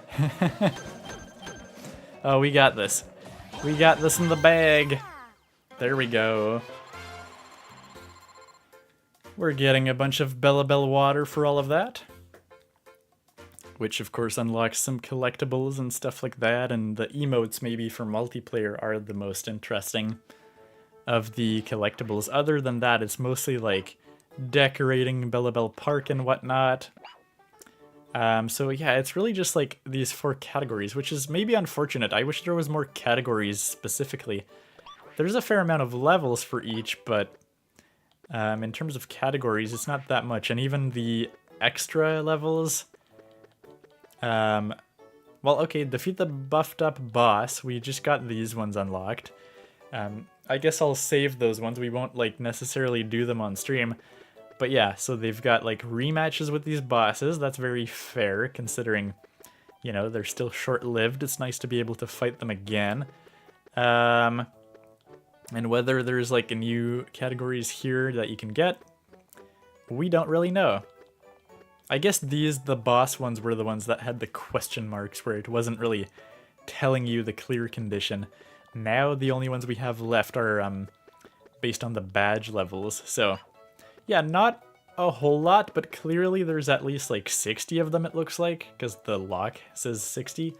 So I mean overall you can still have a decent chunk of fun if you're in these sort of challenges when doing like single player stuff.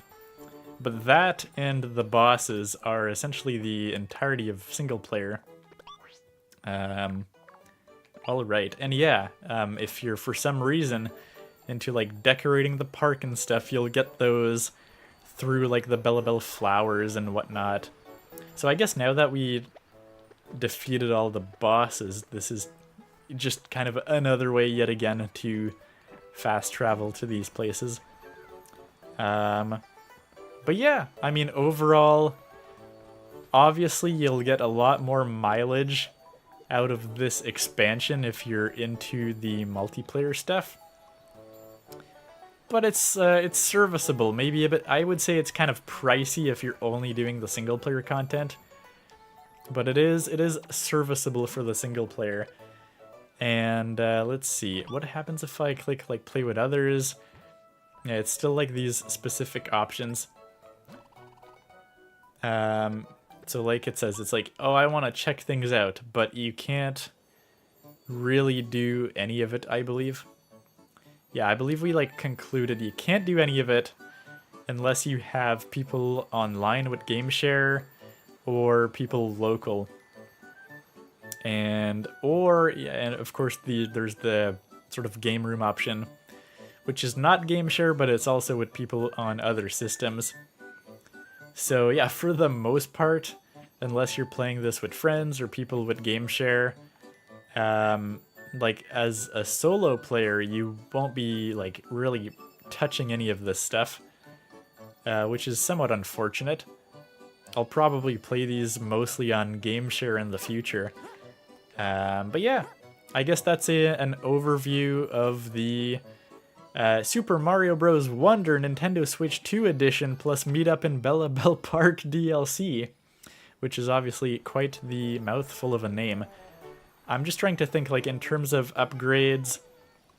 Well, there's the Co-Star Luma. Like, just talking about upgrades for the base game, you get Rosalina, you get Co-Star Luma, which, like, for families is possibly useful to have.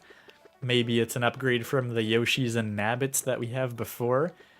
There's a proper assist mode for anyone who wants that.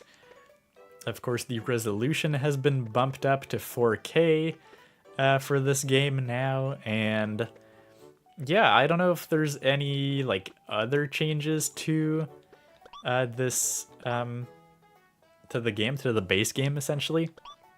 But that's sort of what you get. And maybe before we wrap up the stream here, just to show it, once again, like, okay, well, first of all, now that we have these Bellabel flowers, yeah, they're all here on our save.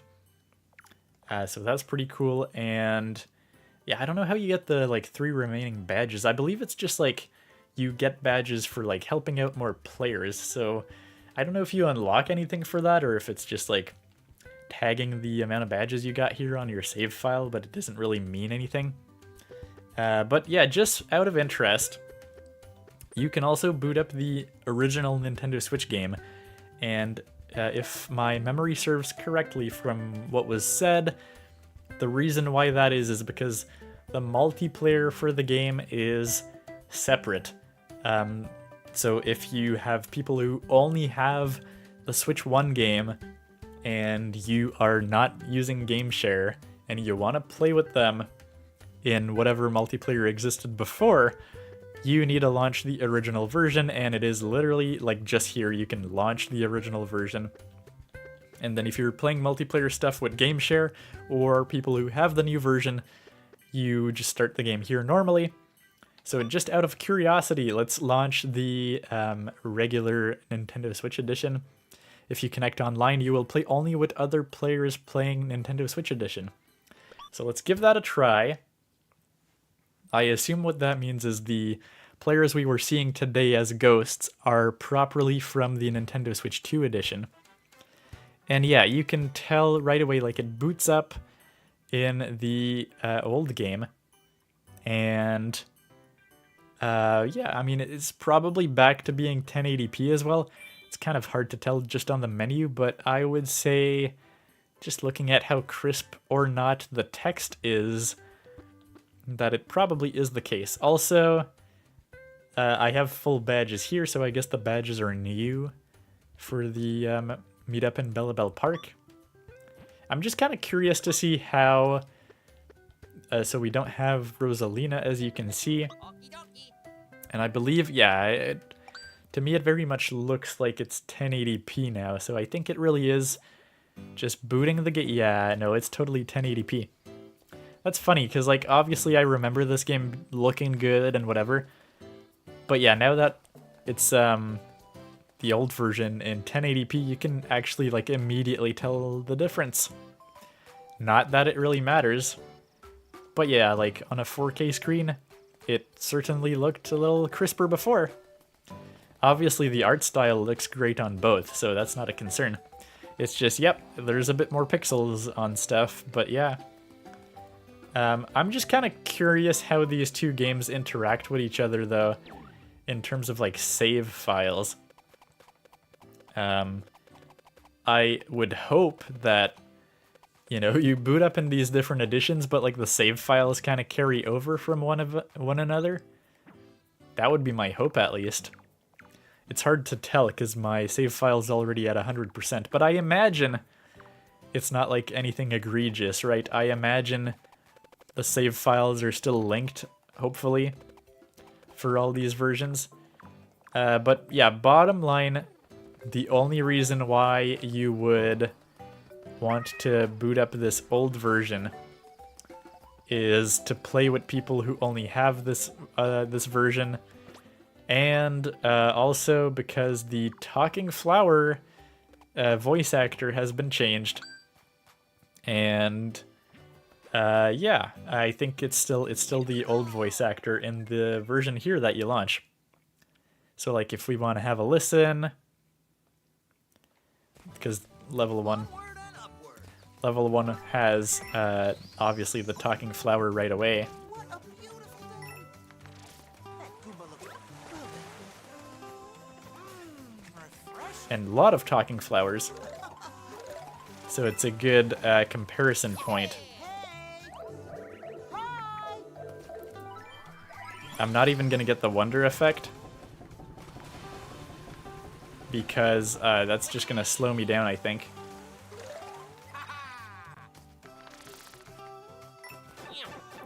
But yeah, just like zooming through the level here.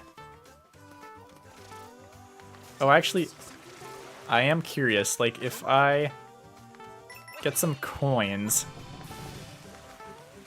So I've got 30 coins. We obviously got some new coins. We'll check the coin count when we get back to the new version to see if it's like properly synced. But yeah, definitely it's 1080p when you're in the old version. That much is obvious. Yeah, so we got 30 coins, 272, and 49. I will save, I guess.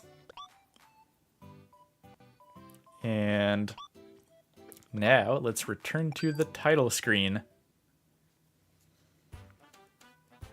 Oh, can we not, like... Oh, that's kind of funny. Because, like, since it's literally booting the game now, there's no... Yeah, there's no, like, easy way to get back. Okay. So let's just relaunch. And then I assume the save file will be, like, synced. So going back in the main game. And let's just hop on in. Let's go as Luigi. And yeah, so we got the exact same amount of coins. And we landed to where we ended the save last time on the other one. So yeah, the save kind of swaps over between the two versions, which is kind of neat. And let's play this in the new version just to get a quick comparison for the voice actor change. Onward and upward. Yeah, it's like sort of a lower pitched voice. What a beautiful day. That Goomba looks so refreshing. I'm just like not gonna talk much because just to have a sample.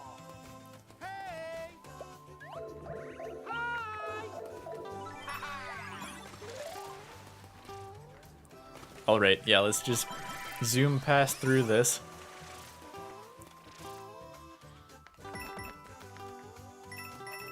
And definitely, yeah, resolution looks a lot better. But it doesn't matter much for a game like this. Did you see something back there? So long. Alright. Yeah, so there you go. You had your fun little voice actor comparison for the flower, which has changed for whatever reason between these two versions. But yeah, aside from that, I think that's going to wrap it up for today's stream. Oh, you can see like Rosalina, I guess, landed there in the back. But yeah, let's go to Bellabel Park, because why the heck not? We can certainly do that. Oh, okay, that actually went to Attraction Central, I believe. It sure did. Let's just hop on out of here, shall we?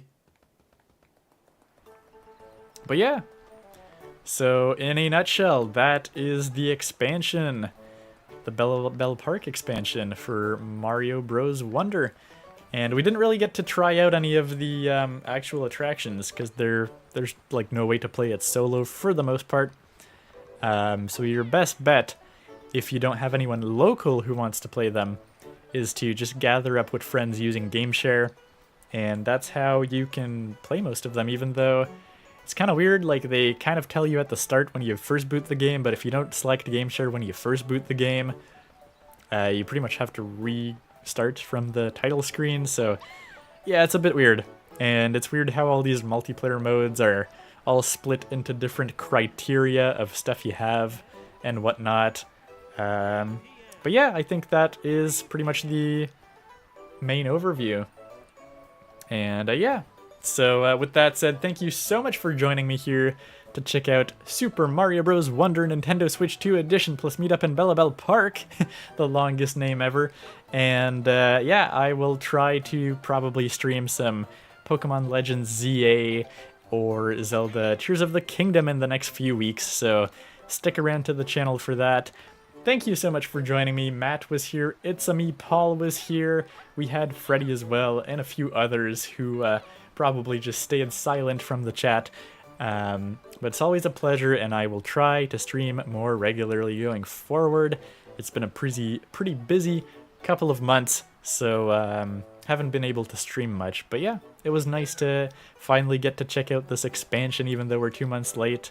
And yeah, I'll see you for more Nintendo Switch games in the future. In the meantime, have a great rest of your weekend, and I hope to see you soon. All right now, bye-bye!